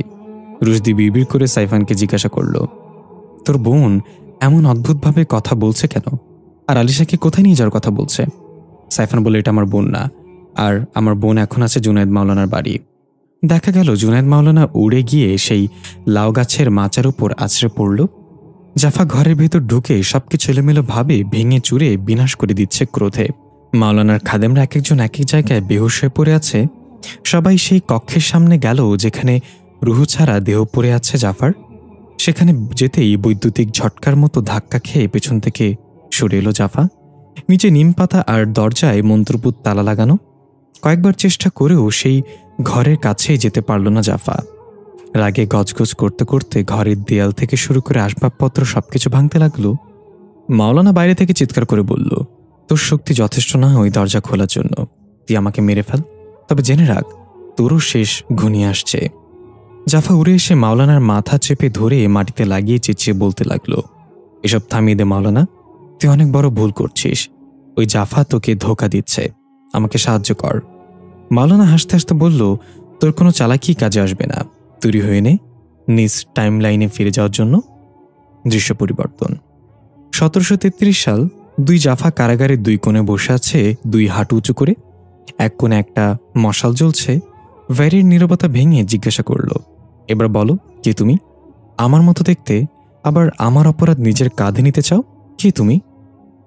জাফা মাথা চুলকে বলল, আমি যা বলবো তা তুমি বিশ্বাস করবে না। ভেরিন বলল, বলো তো দেখি। জাফা এবার বলে উঠে এসে ভেরিনটার সামনাসামনি বসে চোখে চোখ রেখে বলল, আমি তুমি, তুমিই আমি। ভেরিন ভ্যাবাচাকা খেয়ে বলল, মানে কি বলতে চাচ্ছ? জাফা বলল, আমি ভবিষ্যৎ থেকে এসেছি তোমার সাহায্য নিতে। তোমার মৃত্যুর পর যে কোনো উদ্দেশ্যে তুমি আমার টাইম লাইনে পৌঁছে যাবে, আর আমার মেয়েকে নিজের মেয়ে করে নিয়ে আসতে চাইবে। তোমাকে ঠেকানোর জন্যই তোমার সাহায্য চাই আমি। ভেরিয়েন্ট মাথা ঝাঁকিতে বলল, কি বলছো? মাথা ঠিক আছে তোমার? ভবিষ্যৎ থেকে কেউ কিভাবে আসতে পারে? আমাকে পাগল বানাচ্ছ তাই না? জাফা বলল, সত্যি বলছি আমি। আমার টাইম লাইনে এখন 2024 সাল চলছে, আর তুমি আছো 1733 সালে। আমি প্রায় 300 বছর আগে থেকে এসেছি। ভেরিয়েন্ট উঠে পায়চারি করতে করতে বলল, তার মানে তুমি বলতে চাচ্ছ আমার আজকে ফাঁসি হবে না? যেভাবে হোক আমি বেঁচে যাব, আমার একটা মেয়েও হবে, আর সেই মেয়েকে খুঁজতে আমি এই 1733 থেকে 2024-এ যাব? জাফা বলল, ঠিক তাই। হয়তো তোমার মেয়ে তোমার গর্বে এখন। তোমার স্বামীকে কেন মারলে তুমি? ভেরিয়েন্ট বলল, সেটা না হয় অজানাই থাক, শুধু বলো আমার ভবিষ্যৎ সম্পর্কে আর কি জানো? জাফা বলল, আমি আর কিছুই জানি না। তোমার মেয়ের সাথে কি হয়েছিল অতীতে? কেন তুমি আমার মেয়েকে নিতে 2024-এ যাবে? শুধু কি চেহারা মিল থাকার কারণেই নাকি অন্য কারণে? এসব জানা নেই। আমি শুধু জানি যেভাবেই হোক তোমাকে আমার টাইমলাইন থেকে ফিরিয়ে দিতে হবে। আমাকে সাহায্য করো। ভেরিয়েন্ট একটা শয়তানি হাসি দিয়ে বলল, আমি নিজেই নিজের বিরুদ্ধে কেন যাব? আমি তো বেঁচে যাব আজ, এটা জেনেই গেলাম। তাহলে আমার বদলে তুমি আজ মরো। এই বলে জাফার মাথায় জোরে আঘাত করে জাফাকে ফেলে দিল ভেরিয়েন্ট আর বলল, দুঃখিত, তোমার আর ভবিষ্যতে ফেরা হলো না। আমার ভবিষ্যৎ আমার মেয়েকে নিয়ে ফিরব। জাফা নিচে পড়ে কোকড়াতে কোকড়াতে বলল, তুমি সত্যি ভালো মানুষ না। এই জন্যই সেখানে সবাই তোমার ফাঁসির জন্য এত স্লোগান দিচ্ছিল। ভেরিয়েন্ট ঝুঁকে জাফার মুখের সামনে এসে বলল, নিজেকে সাহায্য করা কবে থেকে খারাপ হয়ে গেল? আমি তো শুধু আমাকে সাহায্য করছি। জাফা চোখ বন্ধ করে মনে শক্তি সঞ্চার করে ভেরিয়েন্টের চোখ বরাবর একটা ঘুষি মেরে তাকে দূরে ঠেলে ফেলে দিল। ভেরিয়েন্ট চোখ চেপে ধরে আর্তনাদ করতে লাগলো। জাফা উঠে দাঁড়িয়ে বলল, আমি তো ফিরে যাবই আমার টাইমলাইনে এবং যার জন্য এসেছি তার নিয়েই যাব। ভেরিয়েন্ট আর্তনাদ থামিয়ে কোকড়াতে কোকড়াতে বলল, তুই পারবি না যেতে, কারণ তোর লাগবে আমার পরিচয়, যা আমি তোকে কখনো বলবো না। জাফা একটু হেসে বলল, আমার নাম জাফা, তোমার বাবার নাম গাইজান হান, তোমার মায়ের নাম তুহিজা, তোর জন্ম 1710, তোমার পূর্বপুরুষ জমিদারের বাসায় কাজ করত, এইটুকু যথেষ্ট তাই না? ভেরিয়েন্ট অবাক হয়ে বলল, তুই এগুলো কিভাবে জানলি? কিভাবে? জাফা হাই তুলে বলল, হ্যাঁ, ভবিষ্যৎ থেকে এসেছি, একটু তো রেসপেক্ট করো আমাকে। আমরা তোমাদের চেয়ে অনেক অ্যাডভান্স। তোমাকে যখন ফাঁসির মঞ্চে নেওয়া হচ্ছিল তখনই সেখানে লোকজন তোমার পরিচয় আমাকে দিয়ে দিয়েছে। শুধু দরকার ছিল তোমার ব্যবহৃত যে কোনো একটা জিনিস, তাই এত নাটক করে তোমাকে বাঁচিয়ে একসাথে করে কারাগারে আনলাম। সন্ধ্যা নামার আগেই আমি ভাগার পার হয়ে যাব, আর তুমি এখানে বসে মশা মারো। অবশ্য বেঁচে যাবে, চিন্তা করো না। ভেরিয়েন্ট রাগে গজগজ করতে করতে উঠে এসে আবার জাফাকে আঘাত করতে নিলে জাফা উল্টো তার হাত ধরে ঘুরিয়ে ছুঁড়ে ফেলে দিয়ে বলল, চুপচাপ বসে থাকো, শুধু শুধু মায়ের খেয়ে চেহারার নকশা বদলে ফেলো না। তুমি দেখতে আমার মতো, তাই মায়া হয় মারতে। ভেরিয়েন্ট আঙ্গুল দিয়ে ঠোঁটে রক্ত পরিষ্কার করে বলল, আমার পরিচয় না হয় খুঁজে নিয়েছিস, কিন্তু আমি তোকে আমার ব্যবহৃত একটা সুতোও দিব না। দেখি কিভাবে নিস। জাফা মুখে হাত দিয়ে হাসিতে বলল, তুমি ভুলে যাও কেন আমি ভবিষ্যৎ থেকে এসেছি পাগলি। ভেরিয়েন্ট অবাক হয়ে নিজের কানে হাত দিয়ে দেখল এক কানে ঝুমকা নেই। পরক্ষণে সামনে তাকিয়ে দেখল জাফার হাতে সেই ঝুমকা। ভেরিয়েন্ট এবার চিৎকার করে উঠে এসে জাফার দিকে তেড়ে গেল। তখনই দেখা গেল সূর্য পশ্চিম দিগন্তে ঢলে পড়েছে। জাফার শরীরে টান পড়ল ফিরে যাওয়ার জন্য। ভেরিয়েন্ট তেড়ে আসছে। জাফা হাত নাড়িয়ে মুচকে এসে বলল, বাই ভেরিয়েন্ট। ভেরিয়েন্ট এসে জাফাকে আঘাত করতে যাবে, ঠুস করে জাফা অদৃশ্য হয়ে গেল। ভেরিয়েন্ট গিয়ে দেয়ালের সাথে বাড়ি খেয়ে চিত হয়ে পড়ে গেল। দৃশ্য পরিবর্তন। মাওলানাকে মেরে রক্তাক্ত করে ফেলেছে জাফা। বারবার বলে যাচ্ছে, দরজাটা খুলে দে মাওলানা, না হলে তোকে জানে মেরে ফেলব। মাওলানা রক্তাক্ত মুখেই মুচকি এসে বলল, আমি তো মৃত্যু হাতে নিয়েই তাকে সাহায্য করতে রাজি হয়েছি, তাড়াতাড়ি মেরে ফেল আমাকে, না হলে পরে সুযোগ পাইবি না। জাফা চোখগুলো আগুনের মতো লাল করে বিকট চিৎকার করে মাওলানার মাথায় পাথর দিয়ে আঘাত করতে যাবে, তখনই জাফা জ্ঞান হারিয়ে পড়ে গেল। দেখা গেল ঘড়িতে সময় বিকেল 3:33। বোঝা গেল চাঁদনির মধ্য থেকে জাফা বের হয়ে গিয়েছে, আবার রাত 3:33 প্রবেশ করবে। মাওলানার অবস্থা গুরুতর, তবুও কোনো রকম উঠে তড়িঘড়ি করে ভেতরে গেল। চারপাশে সবকিছু ভাঙচুর পড়ে আছে। সেদিকে ধ্যান না দিয়ে সোজা চলে গেল ওই কক্ষে যেখানে জাফার রুহু ছাড়া দেহটা আছে। দরজা খুলতেই দেখা গেল জাফা উঠে বসেছে। সে অদৃশ্য মেহমানরা নেই। মাওলানার এই অবস্থা দেখে জাফা জিজ্ঞাসা করল, এ কি হয়েছে আপনার? এই অবস্থা কি করে হলো? মাওলানা বলল, এটা হওয়ারই ছিল। এখন বল, কাজ হয়েছে? তুই কি নিয়ে এসেছিস? জাফা হাতের মুষ্টি খুলে একটা কানের ঝুমকা মাওলানা দিকে এগিয়ে দিয়ে বলল, এটা সহজ ছিল না, তবু আমি করেছি। মাওলানা খুশি হয়ে কানের দুলটা হাতে নিয়ে বলল, সাব্বাস বেটি, আমি জানতাম তুই পারবি। এদিকে আমরা দেখতে পাই সাইফান কিচেনে রক্তাক্ত অবস্থায় পড়ে আছে। রুশদি জানালা ভেঙে বাইরে ঝোপের মাঝে জ্ঞান হারিয়ে আছড়ে পড়ে আছে। কাজের খালার ঘাটটা মটকানো অবস্থায় ফ্লোরে নিথর দেহটা শোয়ানো। ঝাপসাভাবে দেখা যায় জাফা আলিশাকে কোলে নিয়ে ঘর থেকে বের হয়ে যাচ্ছে স্লো মোশনে হেঁটে। চাঁদনিকে অজ্ঞান অবস্থায় তুলে এনে মাওলানার বাসায় খাটে শুইয়ে দেয়া হয়েছে। জাফা দাঁড়িয়ে আছে পাশেই। দুজন বয়স্ক মহিলা চাঁদনির চিকিৎসা করছে। ঘরে ভাঙচুর করার সময় চাঁদনির শরীরেও অনেক আঘাত লেগেছিল। জাফা ঘর থেকে বের হয়ে মাওলানার কাছে গেল। দেখা গেল মাওলানার মাথায় ব্যান্ডেজ, হাতে কাপড় পেঁচানো। ওই অবস্থায় মাওলানা নিজের কাজ করছে। জাফার নিয়ে আসা কানের দুল একটা পিতলের ছোট কলসিতে রাখল এবং ভেরিয়েন্টের পরিচয় একটা কাগজে লাল কলম দিয়ে লিখে সেটাও কলসিতে রাখল। জাফা জিজ্ঞাসা করল, ওই মেয়েটা একদম আমার মতো দেখতে, তাহলে ওর নামও কি জাফা? মাওলানা শান্ত গলায় বলল, না, ওর নাম জাফা না, ও শুধু তোর মতোই দেখতে, আর এর জন্যই তোর অতীতে ভেরিয়েন্ট এই মেয়েটাকে নিজের হোস্ট বানিয়েছে। যতটুকু বুঝলাম তাতে আবার ঠিক রাত 33 মিনিটে সে মেয়েটার মাঝে প্রবেশ করে ফিরে আসবে, আর তখনই সুযোগ বুঝে তাকে তার টাইমলাইনে ফেরাতে হবে আমাদের। জাফা বলল, এসবের মাঝে এই মেয়েটার কোনো ক্ষতি হবে না তো? মাওলানা বলল, না না, মেয়েটাকে শুধুমাত্র সে তার হোস্ট হিসেবে ব্যবহার করছে, এর সাথে সেই মেয়ের কোনো সম্পর্ক নেই। জাফা বলল, কি অদ্ভুত তাই না মাওলানা সাহেব? একই শহরে থাকার পরেও জানি না আমার মতো দেখতে আরেকজন আছে, তা আবার এই শহরেই। অথচ কেউ একজন ৩০০ বছর অতীত থেকে এসে তাকে খুঁজে নিয়েছে এবং নিজের হোস্ট বানিয়েছে। মাওলানা একটু হেসে বলল, আজকাল মানুষ নিজেকে আয়নায় দেখারই সময় পায় না, তাহলে তুই কিভাবে বুঝবি তোর মতো কেউ এই শহরে আছে? আর এমনিতেও প্রয়োজন ছাড়া কে কার খোঁজ রাখে? আমার আব্বা হুজুর একটা কথা বলতো, অতৃপ্তি পৃথিবীতে যত আয়োজন, অর্ধেক তার মিথ্যা মায়া, বাকি অর্ধেক প্রয়োজন। জাফা কিছু না বলে একটু এগিয়ে গিয়ে জানলা দিয়ে বাইরে তাকিয়ে থাকলাম মনে। জাফার চোখে ভেসে উঠল অতীতের কিছু দৃশ্য। রুশদি, প্লিজ এবার থামো। তুমি কি বুঝতে পারছো না তোমার এই টাকার নেশা আমাদের সম্পর্কটাকে কতটা ক্ষেয় করে দিচ্ছে দিন দিন? কত টাকা চাই তোমার একটা মানুষের? নিঃশ্বাসটা যেদিন বেইমানি করবে সেদিন সবকিছু ফেলে রেখে চলে যেতে হবে। প্লিজ রুশদি, আমি তোমার কাছে সময় চাই। বিয়ের পর থেকে ভালো করে 2টা রাতও আমার সাথে ঘুমাওনি। কত স্বপ্ন নিয়ে তোমার জীবনে এসেছিলাম, আমার আর তোমার স্বপ্নের মাঝে দেয়াল হয়ে দাঁড়িয়েছে তোমার টাকা। এবার থামো দয়া করে। এতক্ষণ রুশদি চুপচাপ বসে সবকিছু শুনছিল। জাফা কান্না মাখা চেহারায় কথাগুলো বলে ফুপিয়ে ফুপিয়ে কাঁদছিল। রুশদি খুব শান্ত গলায় বলল, তাহলে তুমি চাও আমি আমার কাজকাম বাদ দিয়ে শুধু তোমার সাথেই পড়ে থাকি, সারাদিন তোমাকে সময় দিই? জাফা কিছু বলল না। রুশদি জাফার কাছে গিয়ে একটু রুডভাবে বলল, জানো তোমাদের মেয়েদের সবচেয়ে বড় সমস্যা কি?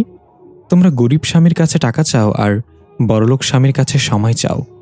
একটা কথা কান খুলে শোনো জাফা, ওইসব পুতু পুতু প্রেম ভালোবাসা বিয়ের আগেই মানায়। আবেগী না হয়ে বাস্তববাদী হও। আমি একটা কথা মন থেকে বিশ্বাস করি, মানুষ মানুষকে ভালোবাসে না, ভালোবাসে তার টাকাকে। এমনকি আমার বাচ্চাকেও মানুষ আদর করবে তার বাবার টাকা দেখে, গরিবের বাচ্চাকে কেউ আদর করে না। জাফা চোখ লাল করে বলল, আমি আমার কথা বলে দিয়েছি, হয় আমাকে সময় দিবে, না হলে আমাকে ছেড়ে দিবে। আমি এই জাহান্নামে থাকতে চাই না।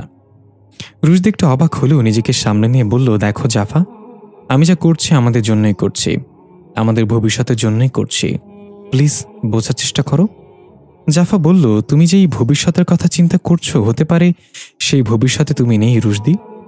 রুশদি রেগে গিয়ে নিজের ফোন আছাড় মেরে বলল, তুমি বুঝতে চাও না কেন জাফা? আমি নেশা দেখে বের হতে পারবো না। ওকে ফাইন, তাহলে তোমার যা ভালো মনে হয় তাই করো। ছেড়ে যেতে চাইলে যেতে পারো, কিন্তু মনে রেখো একদিন ঠিকই বুঝবে আমি সঠিক ছিলাম। জাফা বলল, তুমি একদিন বুঝবে টাকার চেয়ে সম্পর্কের মূল্য অনেক বেশি। তুমি খুব একা হয়ে যাবে রুশদি, নিজেকেও হারিয়ে ফেলবে। এই বলে জাফা কাঁদতে কাঁদতে বের হয়ে যেতে লাগলো। পেছন থেকে রুশদি বারবার ডাকছিল, জাফা যেও না, দাঁড়ো জাফা, জাফা। দৃশ্য বর্তমানে ফিরে এলো। মাওলানা ডাকে জাফার ঘোর ভাঙল। জাফা অশ্রুসিক্ত চোখ মুছে মাওলানার দিকে তাকিয়ে বলল, জি বলুন। মাওলানা বলল, ওই মেয়েটার জ্ঞান ফিরেছে, তুই যা ওর সাথে কথা বল, দেখ কিছু জানতে পারিস কিনা। দৃশ্য পরিবর্তন। রুশদির জ্ঞান ফিরলে নিজেকে ঝোপের মাঝে আবিষ্কার করল। মাথায় প্রচণ্ড আঘাত পেয়েছে, তবুও কোনোরকম উঠে খোরাতে খোরাতে তাড়াতাড়ি বাসার ভেতরে এলো। ফ্লোরে কাজের খালার ঘাড় মটকানো দেহটা পড়ে আছে। রুশদি গিয়ে তার নাকে আঙ্গুল দিয়ে নিঃশ্বাস পরীক্ষা করে দেখল অলরেডি মারা গিয়েছে। রুশদির মনে পড়ল সাইফানের কথা। সাইফান কোথায়? আশেপাশে তাকাতি দেখতে পেল সাইফান কিচেনে পড়ে আছে রক্তাক্ত অবস্থায়। দৌড়ে গিয়ে সাইফানের মাথা হাতে তালুতে নিয়ে ডাকতে লাগলো, সাইফান, ওই চোখ খোল, সাইফান প্লিজ উঠ ইয়ার। নাকের নিচে হাত দিয়ে নিঃশ্বাস পরীক্ষা করে দেখল সাইফান এখনও দম নিচ্ছে। দেরি না করে সাইফানকে কাঁধে নিয়ে বের হয়ে গেল বাসা থেকে। গেটের সামনেই গাড়ি ছিল। সাইফানকে পেছনের সিটে শুইয়ে রুশদি তাড়াতাড়ি করে গাড়ি স্টার্ট করে হাসপাতালে রওনা দিল। রুশদির চোখে ভাসতে লাগলো কি হয়েছিল তখন। জাফার মতো দেখতে মেয়েটা আলিশাকে নিয়ে যাওয়ার জন্য উদ্যত্ত হলে সাইফান সবার আগে তাকে বাধা দেয়। সে তার হাতের আঙ্গুলের আংটিটা চাপ দিতেই পুরো ঘরে এক ধরনের বিজলি চমকে উঠল। সাথে তার চোখগুলো লাল আগুনের মতো হয়ে গেল। সাইফান বলল, এই চোখ আমি কাল রাতেও দেখেছি, তাহলে তুমিই ছিলে সে? মেয়েটা বলল, তোমার স্মৃতিশক্তি অনেক প্রখর, তবে মাঝে মাঝে এটা একটু কাজে লাগাও। সামনে থেকে সরে যাও আর আমাকে যেতে দাও, আমি কোনো খুন খারাপ চাই না। রুশদি বলল, তাহলে তুমি কি সেই সত্তা যে চাঁদনির মাঝে প্রবেশ করে প্রতিদিন 3টা 33 মেয়েটা একটু হেসে বলল, আমার কারোর মাঝে প্রবেশ করতে হয় না, আমি জীবিত, হোস্ট দরকার হয় মৃতদের। সাইফান বলল, ফালতু কথা রাখো, আগে আলিশাকে আমার কাছে দাও, তারপর কথা বলো। এই বলে সাইফান এগিয়ে গেল আলিশাকে আনতে। যখন আলিশাকে স্পর্শ করতে যাবে তার আগেই মেয়েটা সাইফানকে ধাক্কা দিয়ে বলল, দূরে থাকো আমার মেয়ের থেকে। সাইফান এক ধাক্কায় কয়েকটি পুলটি খেয়ে পেছনে থাকা রুশদিকে নিয়ে দরজা ভেঙে বাইরে গিয়ে পড়ল। এটা দেখে কাজের খালা ভয় পেয়ে এক কোণে লুকিয়ে পড়ল। ঘরের বাইরে থেকে দুজন উঠে দাঁড়ালো। রুশদি বলল, আমাদের পালানো উচিত এখান থেকে, সে সাধারণ কেউ না। সাইফান বলল, পালাতে হলে তুমি পালাও, আমি আমার ভাগ্নিকে এভাবে নিয়ে যেতে দিব না।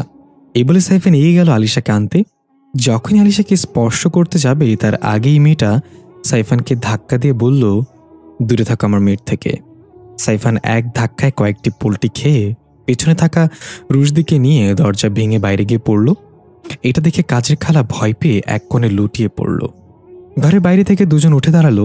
রুশদি বলল, আমাদের পালানো উচিত এখান থেকে, সে সাধারণ কেউ না।